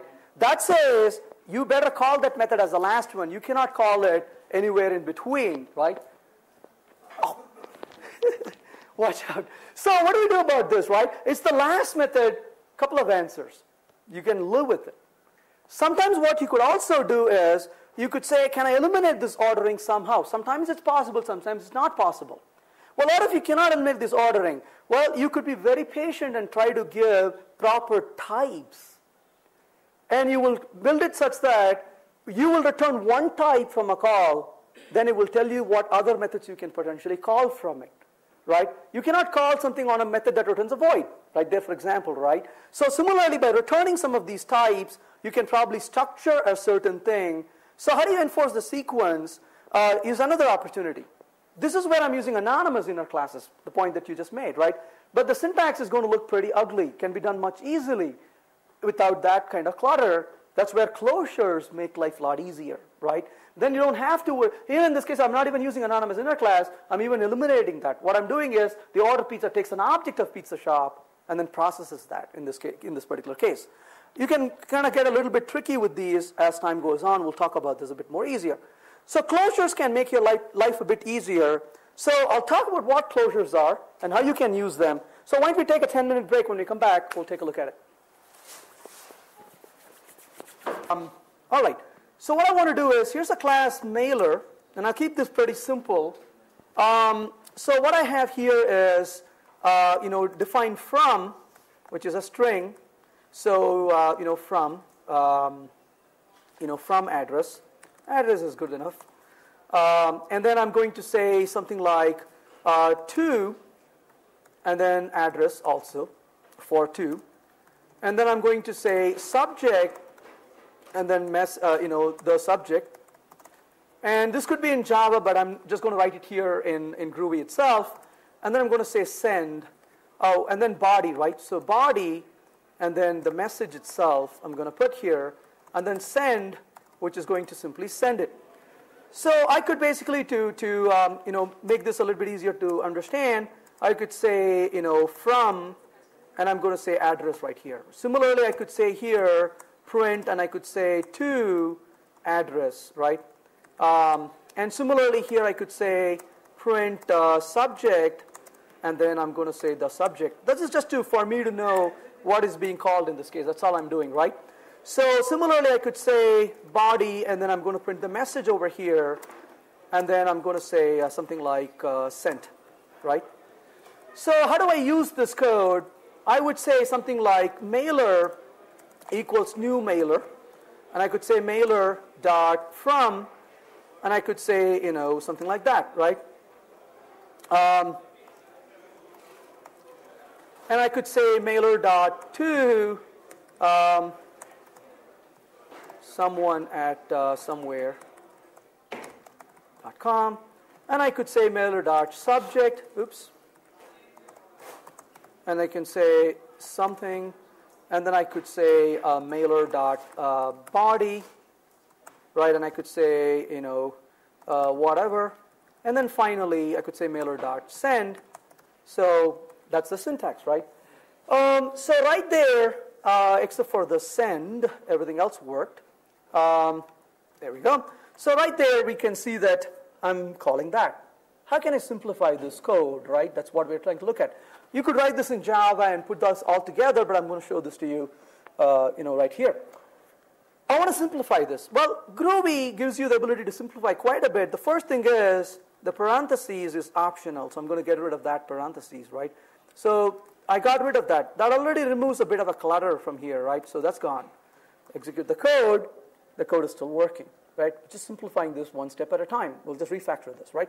Now what I want to do next is, okay, that's great, but I don't want this send method to be hanging right here. I don't want to create this object and work with it. I want to make this simpler. How do I do this? So if I want to make this simpler, oh, by the way, just to kind of know, if you did not look at the schedule properly, if you came in just for this talk this time, this is actually a continuing session for the past 2 hours. So if you find kind of an abrupt start, it's actually not an abrupt start, it's a continuing talk, just be aware of it. Okay, so in this particular case, what we're doing is just calling these methods from here, but I want to be able to minimize the effort to call this send. How can I simplify this? So what I want to do is, first of all, eliminate this need to call the new method. So a closure is a code block that you can pass around to other methods. This is a concept that comes from functional programming. Even though Groovy is not a functional programming language, these are kind of concepts that are trickled down into Groovy. So what I'm going to do is to take this send method, and within the send, well, I'll come back and show this example in a minute. Let's do something else before we go further. I'm going to create another example, right, just to play with this and show you what this does. So here is an example. If I have a list equals, let's say, 1, 2, and 3, you could do something like this. For, element in list, and then I could say print element, right? So that's one way to loop through the elements, right? The problem with this approach is you are basically looping through this, but there are times when I want to loop, but what you do with the elements is something I want to vary, right? I may want to add these elements. I want to multiply these elements and so on. It's hard to do that with these kinds of looping. So what I'll do instead is I can do this. I could say list.each. Each is an internal iterator. And then I could say print it. It's going to do the exact thing that the past one did, but notice it's a code block I passed. Here's the way to think about this. This is like calling this each method, and you pass to the each method this block of code. That's a real syntax. So instead of sending an object, you're sending a code block. So if you notice, this code is going to execute just like the other one, but the syntax is a bit more lighter by not requiring you to put that parentheses. So what is really happening is you're passing this code block like you pass objects around. That's what you're doing, right? So we can take advantage of that here. And how do I do that? So what I'm going to do here is to take the send method and say, okay, I'm going to create a method here for send. And notice it's a static method, right? We'll even call this as send mail so we don't confuse with the other send method. So what is the send mail going to do? The send mail is going to take a closure as a parameter, right? And then what I'll do here in this call is I will first say mailer equals new mailer. Notice how I created the mailer object right here. And I'm going to say mailer.send. But what do I do with this mailer? Well, I need to know what the from, the to, the address, the subject, and the message, right? Where do I get those from? I'm going to say closure and send the mailer. So notice in the send mail, I created a mailer. I send the mailer to the closure, because after all, if closure is a code block, I can pass objects to him. And then when he comes back, I'll just send the mail. Is that making sense? Right? Don't worry so much about the syntax, but look at more of the concept, right? Syntax always takes effort. As you work with it, you get better at it. But conceptually, what am I doing? Created a mailer, sending my mailer to the closure. When I come back, I'm just sending the mail, right? Now notice how I'm going to use this. The way I'm going to use it, let's get rid of this for a second. So comment it out, right? So what I'm going to do here is mailer dot send mail. And then I'm going to say mailer. And within this mailer, I'm going to say mailer dot from. Hey, guess what? We already have that. Right? So basically, I'm going to take this part and run it. But notice what I don't have here. The send method. Right? So as a user, I call mailer.sendMail. Okay, there's a mailer object I was given. From to subject body, you're done, you leave this block, he goes and sends it off, right? So notice how I evolved this syntax. It's the same language I'm dealing with here, but I'm evolving the syntax right here. Well, this has a little bit of a fluency, but it doesn't have a context yet. Why is there no context? Because I kept saying mailer, mailer, mailer. Would be nice to get rid of that, right? And then get rid of that, right?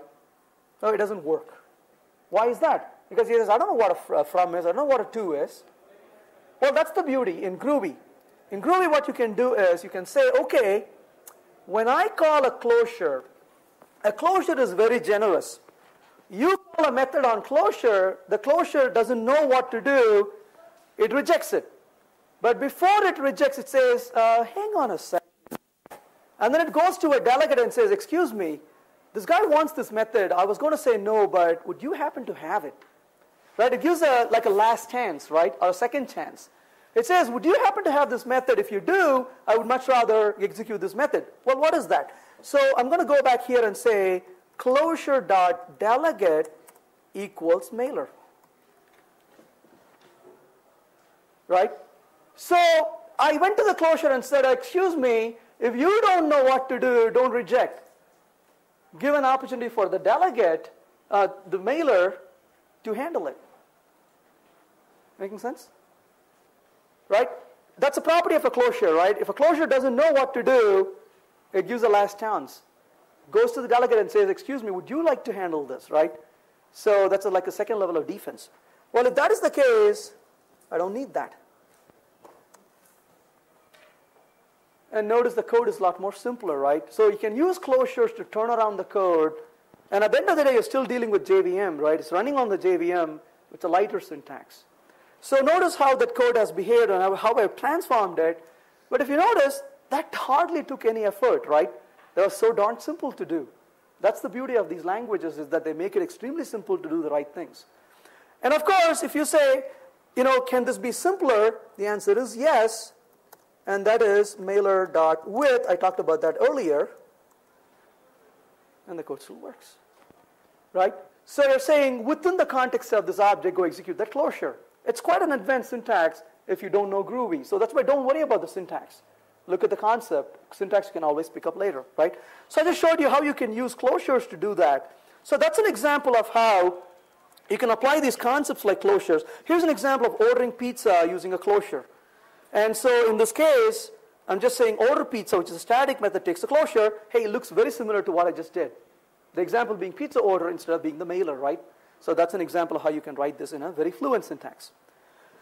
Okay, but you may not be able to deviate from the standard API conventions, right?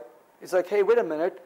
This is all nice, but I have some orthodox people. You go tell them do this differently, they would threaten to kill me, right? They say Java code has to be written like Java code. What do? Write a facade. Your facade can be liberal and then talk to the traditional Java application, Java API, right? How do you do that? Well, let's take a look at an example of doing that. How many of you have written code that spits out XML? Okay, quite a few of us have done it, right? Those of you who raised the hand, how many of you want to go back and write more of that code tonight? See, nobody raises the hand when I ask the question. Why is that, right? Those of you who have written code to spit XML out will agree that writing code that spits XML should be given to people in the prison, right? It's boring, it's tedious, nobody wants to do it, right? So I have this theory about XML. A lot of us like XML before we knew it. Once you start using XML, you don't want to use it anymore. So I've developed this theory. My theory is that XML is like human. They're really cute when they are small. They get annoying when they become bigger, right? So we don't want to use them once it goes beyond a certain level, right? So, but I want to create XML because that's what part of my job is. What do I do then? So let's say I have a little XML over here, right? So let's say I have this language map. So I have languages, the languages and the authors of those languages, right? That's what I have here. And I want to create an XML of this. How do I do that?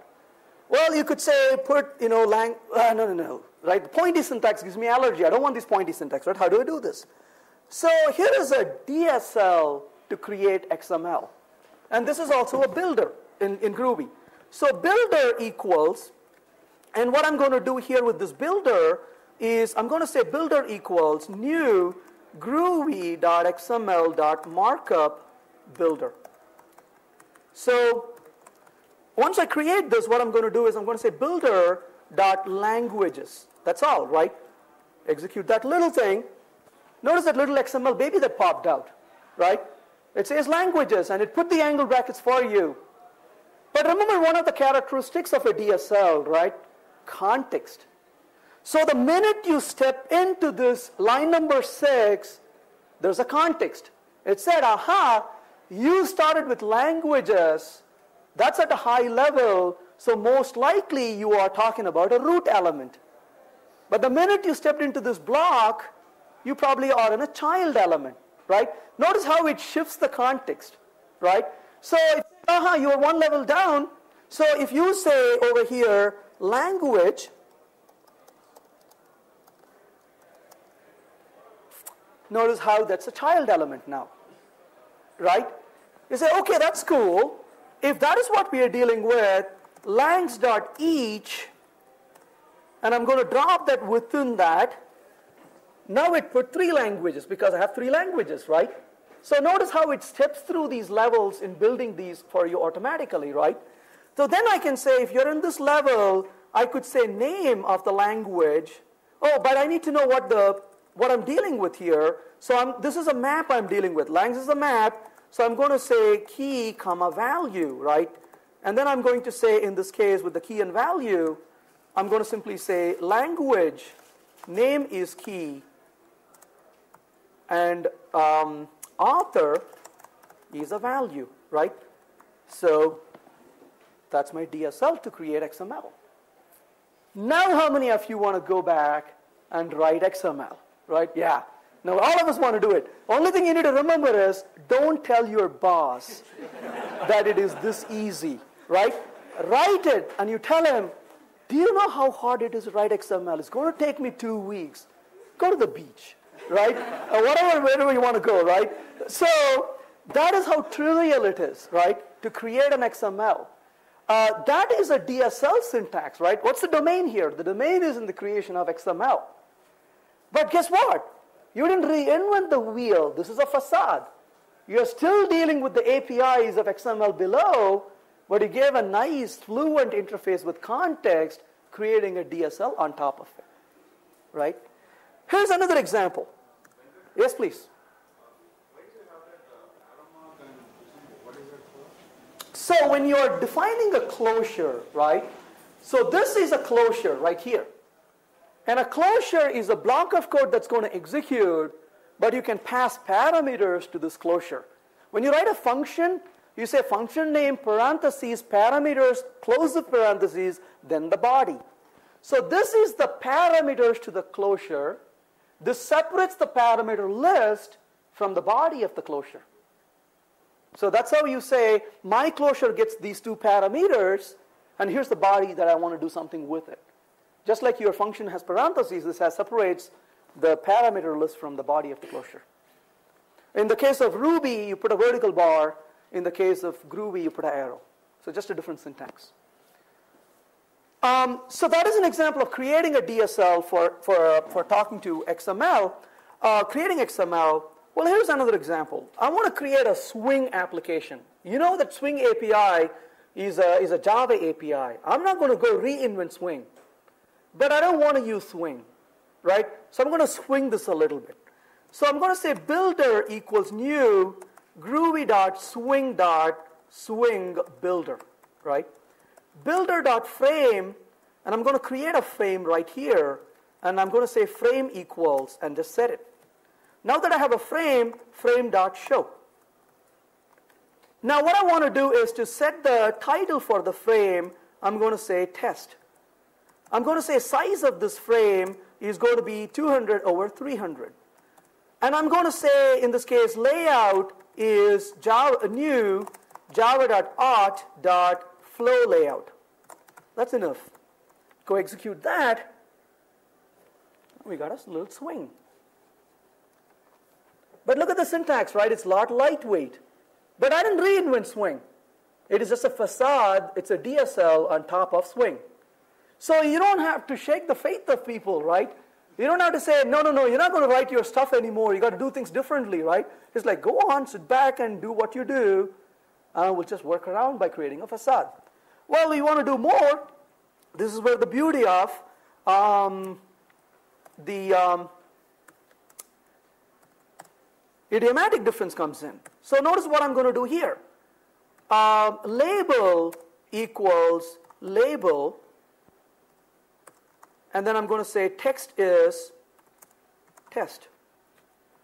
So I'm just creating a label right here this time. Notice it says test over here, right? You see that? Right there. So that we created that. Now I'm going to say, okay, now that I've done that, button equals button. And text is going to be click me. So right there is a, excuse me. So right there is my test and click me button. That's pretty easy, wasn't it? No difficulty, right? Then you say, okay, Venkat, but click on that button. Well, what's going to happen now when I click on the button? Nothing. Because I got to give him a handler. How do you give a handler in Java? Action listener, you write the action performed.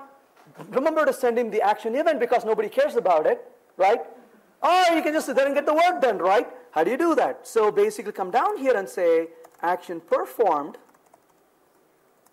And what do you think I should give to him? Closure. Who said closure? Absolutely, right? So you give him a closure. We'll give him a candy. There we go. Good. So closure. So send him a closure, right? So basically in this, I'm going to simply say label.setText.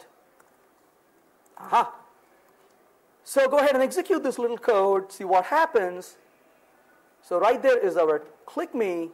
Click on it. Aha. Right? So that's how simple it is to write a... So what you just saw is a DSL for creating Swing. But it's still talking to your good old Swing. We didn't rewrite the Swing, but a facade on top of it, which is a fluent interface with context built into it. Right? So you can do these kinds of APIs around existing Java code and make it a lot more lightweight and easier to work with it. So that's an example of interacting with Swing applications from within Groovy using the builders. But you can also create your own stuff like this and work with it also. So how do you create a DSL? You can create a DSL by writing these different things. One of the reasons why languages like Ruby and Groovy are attractive is classes are open. You can take an existing class and you can add a method to it. You say, hey, wait. Come, say that again. You can take an existing class and add a method to it. What if I didn't write that class? You can still add a method to it. How's that? It's a free country, right? I can take and add stuff. It's my application, not yours, right? Well, I wrote it, but I gave it to me. It's mine now. So I can take stuff and add stuff to it. You can use closures and builders. You can use categories and expand meta classes, which are part of metaprogramming. And to some extent, you can use operator overloading. I say some extent not because Groovy has limitations, because I have limitation. I don't like operator overloading. I think it complicates the code a lot more if you use it unnecessarily. So you got to use a restraint in how you use it. So let's look at a few examples of this. So I'm going to give you one example. I'm going to build it slowly and show you how easy it is. Please.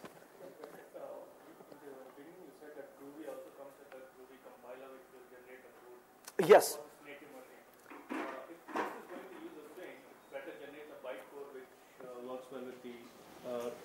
Swing. It does actually, yes. So what about this, the code which is in a native machine language? So literally what's happening is, remember that Java is not the real language, right? The Java bytecode is the real language on the JVM. There's a translation of the Java code into the Java bytecode. Now this is a different way to think about it. So you mean that this code is only going to run on a JVM? Well, Groovy is, as much as Java is a JVM language. Neither of them is going to run natively on a machine without the JVM.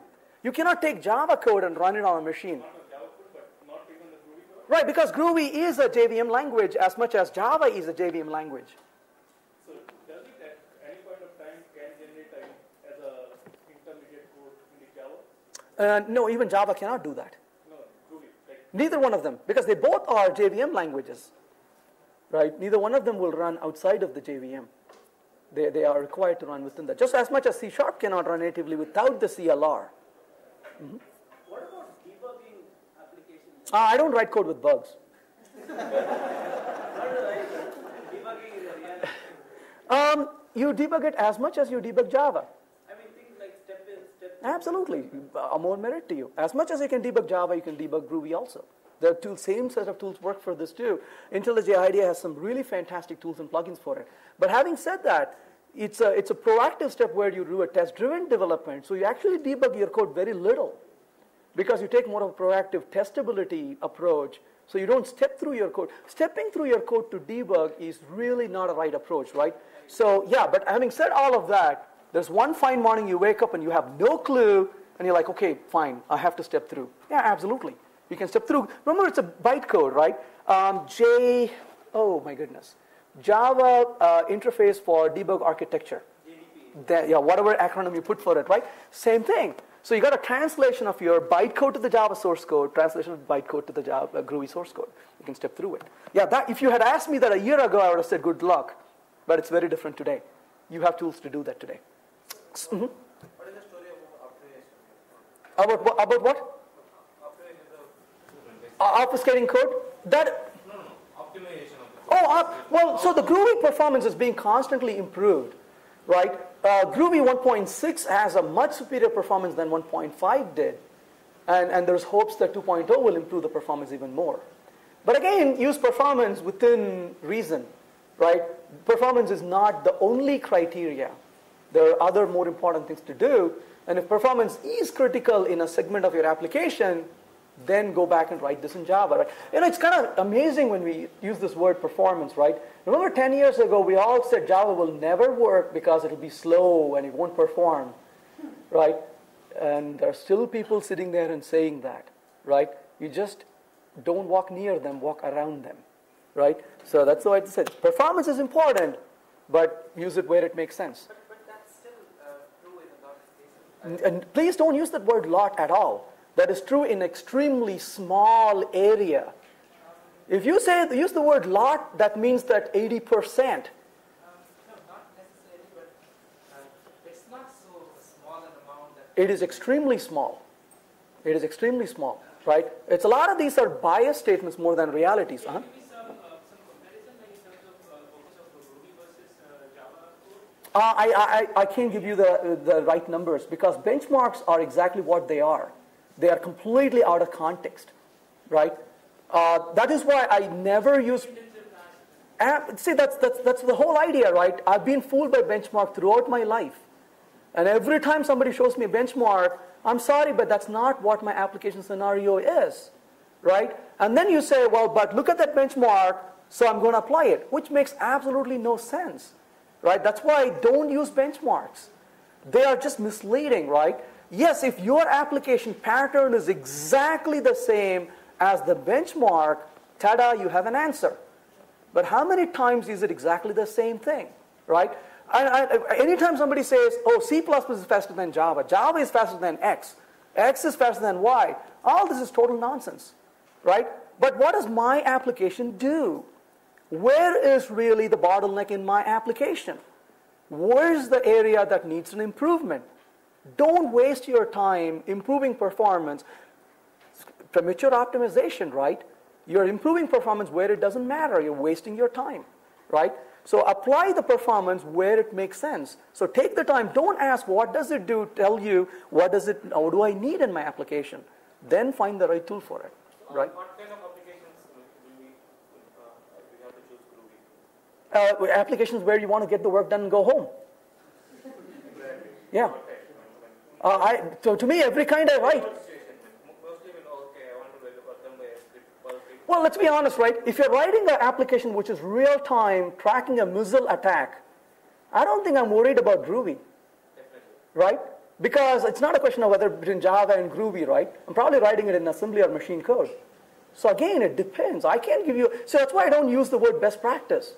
Because then you say, well, this is what I'm going to do. Why? Because Venkat said so. Well, Venkat is a fool. He doesn't have a clue. He's just hypothetically saying these things, right? So the question is, where does it make sense? It depends on the context. These things taken out of context is extremely misleading. That's why the benchmarks and all these things are extremely misleading, because then they say, look, this is what this report said, and that's why we shouldn't use it. Hey, wait a minute, how come your application has nothing to do with this report, right? Well, we got to use it because it's best practice, right? So I'll say use it where it makes sense to your application. I can't tell you what that is for you, but I know it for myself. And I can sit down and we'll go through the details of your application and we can say, yep, that makes sense. No, but I can give you a laundry list, right? That's called a best practice. Those don't hold true. And that changes as soon as we write it down, right? Because everything around us keeps changing. That's why we got to be very careful with it, right? You may say, well, he's not giving me an answer. Well, I'm just being honest about it, right? I can easily tell you it's the for list, and you say, okay, I'm going to write that down now. And then you go back to work and you'll put it on a wiki and say that's what we should do and nothing else. Then it becomes a best practice. It's not true, right? So you need to apply, and you may have a large set of application where it is quite adequate. You may have a small part of your application where it doesn't serve the purpose. Well, if Java is better in that case, go use Java. Groovy says beautifully it interoperates and works with Java. It is not an all or nothing proposition. Think about this as a dial. Right? You dial it all the way this way, you're fully in Groovy. Dial it all the way this way, you're fully in Java.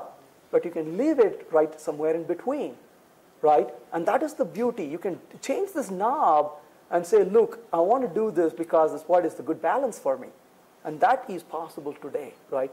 That's the beauty of this. Depends on the compiler as well, right? How about take a Groovy program, you can exactly match to the Java program, right? The function is, okay, I write a string program. Same program we are writing in Groovy. Right. So the compiler can be so efficient that it can exactly theoretically, yes. Practically, it depends on the version you're using. Depends on various other things that are happening, right? Because it's not. Well, it's not a question of effort also, right? It's not an apple-to-apple comparison. Because, yes, but Groovy has a lot more in it. It is built for metaprogramming. So if it only produces the same bytecode that Java produces, then it won't do metaprogramming that's intended for. So in theory, yes, you are right. In practice, that's not going to happen.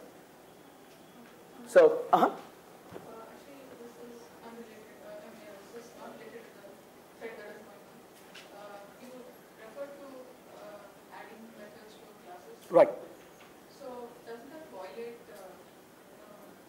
So there won't be any vendors at all. Are you worried about making a living for the vendors?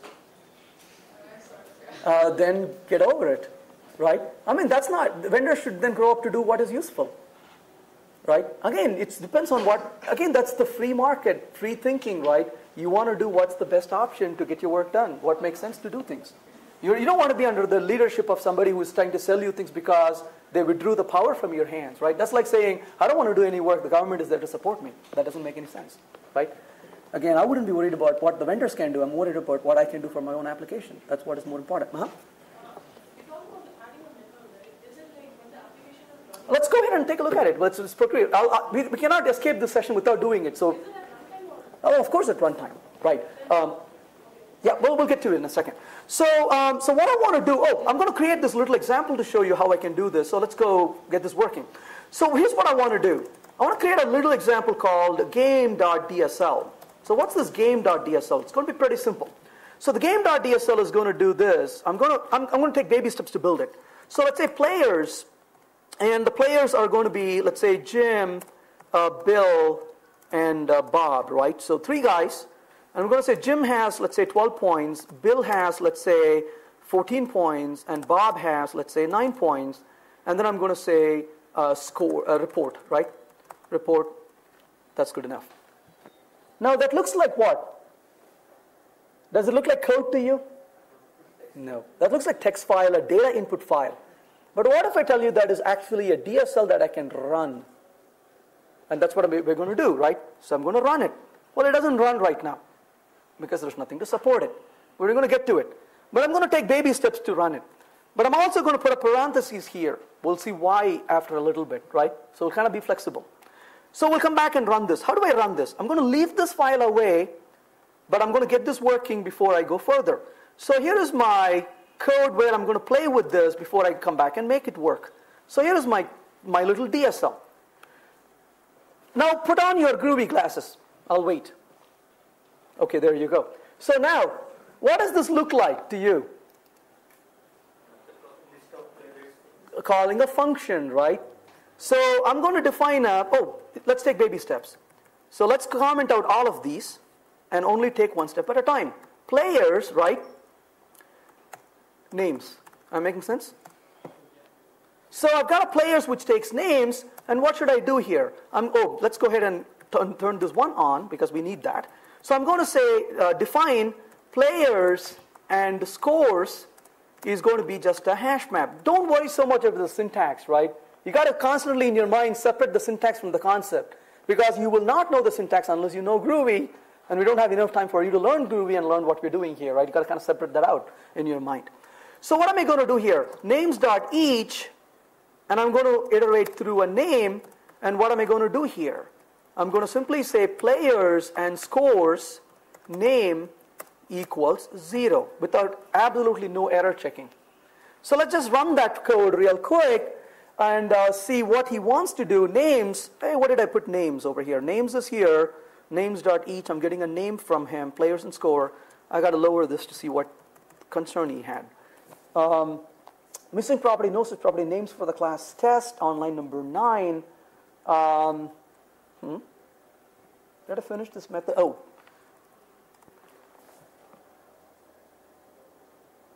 So, got it. Defining a method, wake up. Okay. So, right there I'm defining the method in this particular case, and I want to be able to run this code and process these players. That's what I'm trying to do. So, so players is a method I'm creating. Let's make sure I'm creating this method properly. Test.groovy, that looks good. So players. And players is applicable, defining names. Oh, because this is an array, right? Because I'm sending in multiple parameters. That's good enough. All right. Okay, what's the next thing I want to do? I want to go back to this report because that's easy. Report is what? A function. Yes, please. Why do we have to define that name? Because I want to send him an array. It could be an array of objects too. But it's a collection, not single data. Yeah, that's what, but can it not be determined at the runtime? It can, but notice what I'm doing here. If I had done this, it will know. You see this? Where I'm telling him I'm sending one array. So when I don't do it, he needs to be smart enough for him to know you're not sending 3 separate parameters, but you're sending one array of those 3. Right? So that's kind of the nuances of the language, right? Yeah.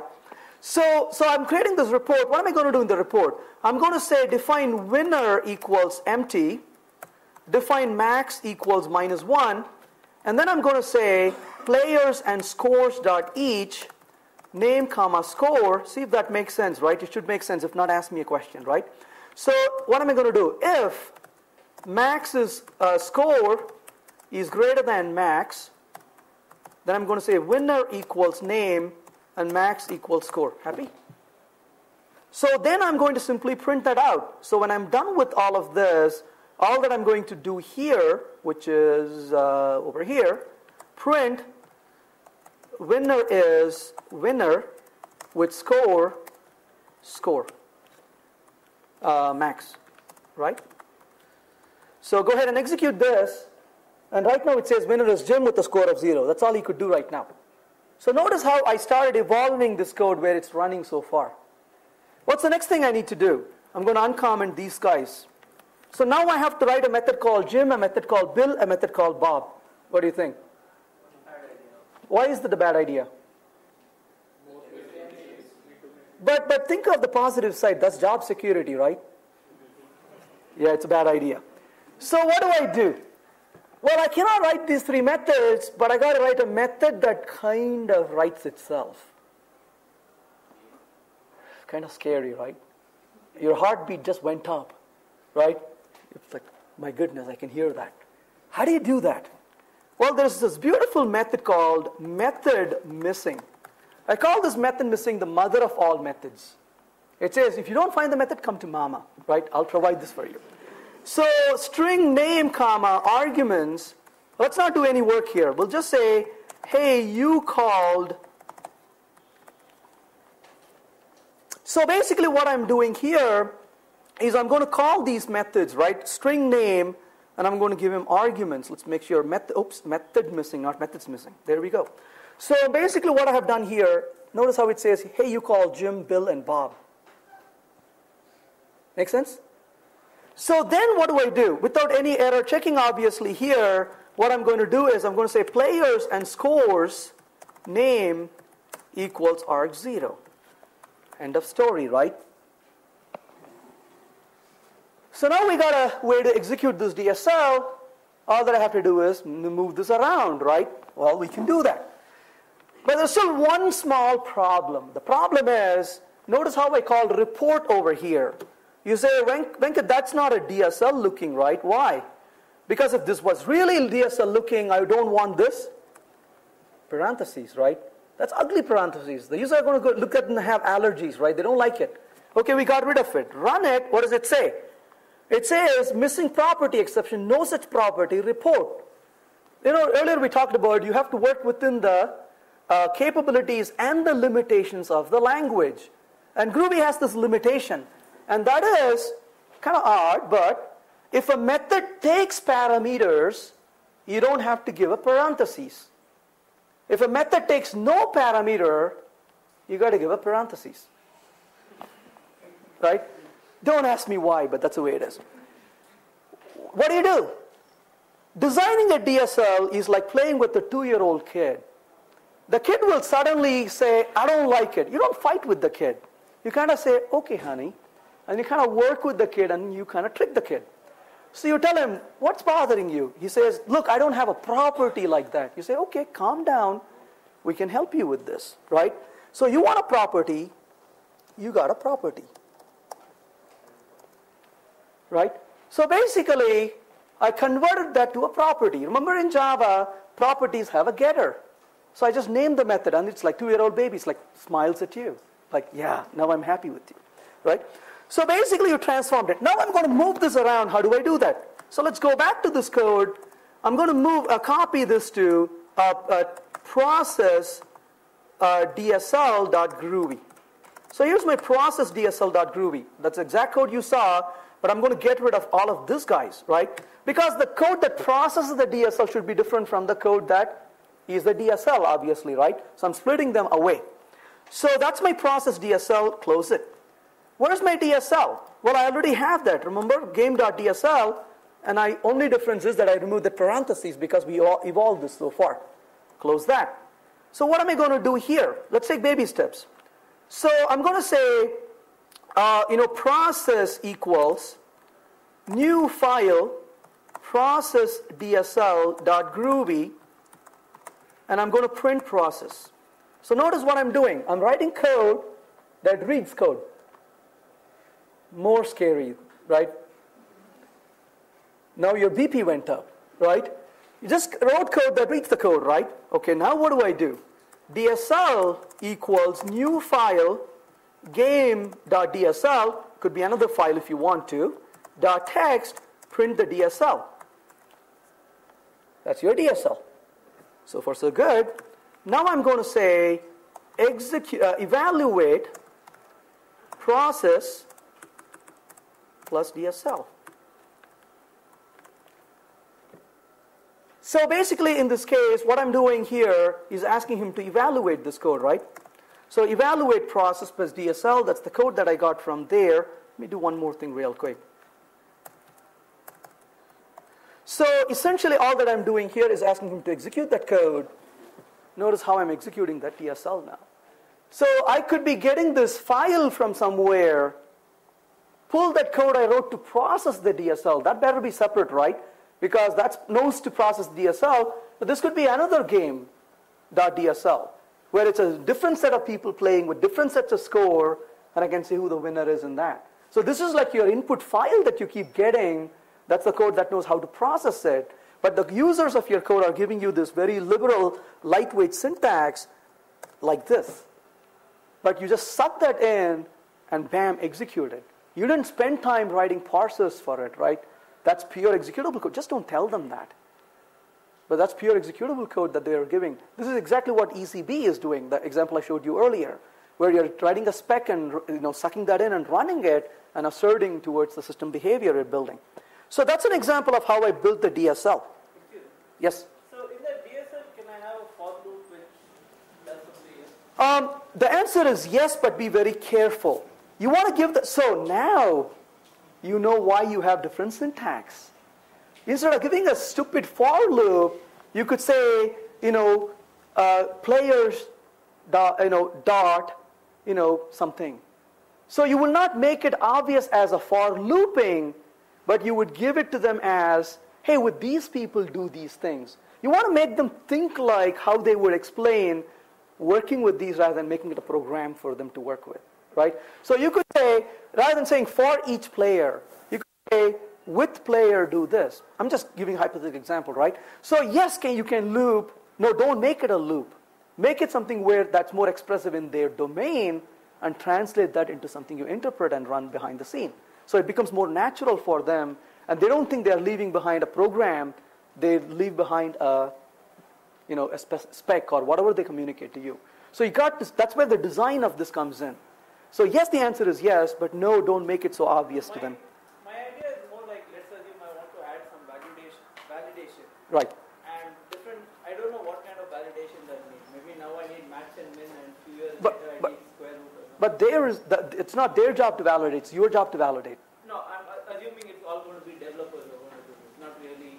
DSL is for domain experts to use this, right? They are not programmers.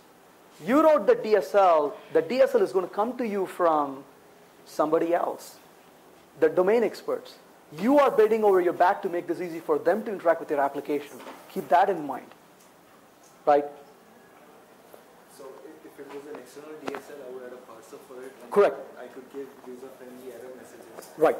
If it was an internal DSL, if you type stuff that, if the language syntax does not allow, there would be an error that maybe a programmer would understand. Is that something that you guys deal with? Or? The question is, if it's an external DSL, I could have done a validation, given error. What do I do with an internal DSL? Two answers. Go back and look at this DSL. This DSL is extremely dynamic. The fact that I can say Jim, it depends on the word Jim was in the players list. So Jim is valid, but Jake is not valid, for example, right? Assume for a minute my DSL is not that dynamic. Assume that these vocabulary are fairly well defined. Then yes, you can write a little processor that will immediately go validate the syntax and say, yep, that's good or that's not good. So life is a little bit easier. So I'll tell you something like if someone were to put dash arrow or a semicolon where it doesn't belong. Oh, in some cases the language itself will eliminate that. So if it's not a valid language syntax, you'll get an error already. That's the thing that I'm talking about. That error would. Oh, that is easy, right? No, that's easy because what you would do is you take that DSL and tell the language, please validate the syntax for me. The language already knows that. You do that before you actually. Correct. So that is easy job, right? You can do that. But life is not that simple, right?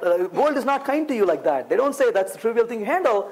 What if I say Jim and I send A instead of 12? That's a valid syntax, but not a valid syntax in my DSL. It's a valid syntax in the host language. In that case, you can go through a dummy run where you remove the guts out of it, and then you run through and say, is this a valid syntax, right, in the context. But if it's fully dynamic like this, it's a lot more difficult. And there are two answers. One is good luck, right? There's no good answer today. That's what I'm getting to, right? It's a hard problem to solve. A better answer is, assume for a minute that somehow you can make this bounded by a transaction, right? Just entertain that thought for a minute. You enter processing the DSL, you create your transactional bound, run through it. Giving appropriate message is not a problem, because the minute you know that it's not the right thing you expect, you can create the message and you can give it. But the problem is, what effect did you had until the point you found out this is not right?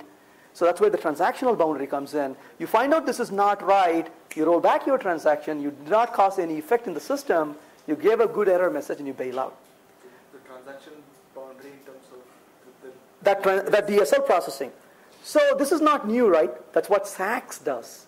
If you're using SAX to process XML, what does SAX do? In the case of a DOM API, it stops you at the gate and says, your syntax is not valid, don't go in. SAX is not like that, right? SAX basically says, I'm going to give you events, oops, wait a minute, that was not a valid syntax. You got to be able to undo it, right? It's a very similar concept. Again, I'm not going to tell you that we know all this and we have figured out, right? I don't know the answer for all of these things. I'm working on these things. I'm spending my midnight oil developing some of these things, and there are people much more than me working on this, and hopefully we'll have an answer sometime, right? Yeah.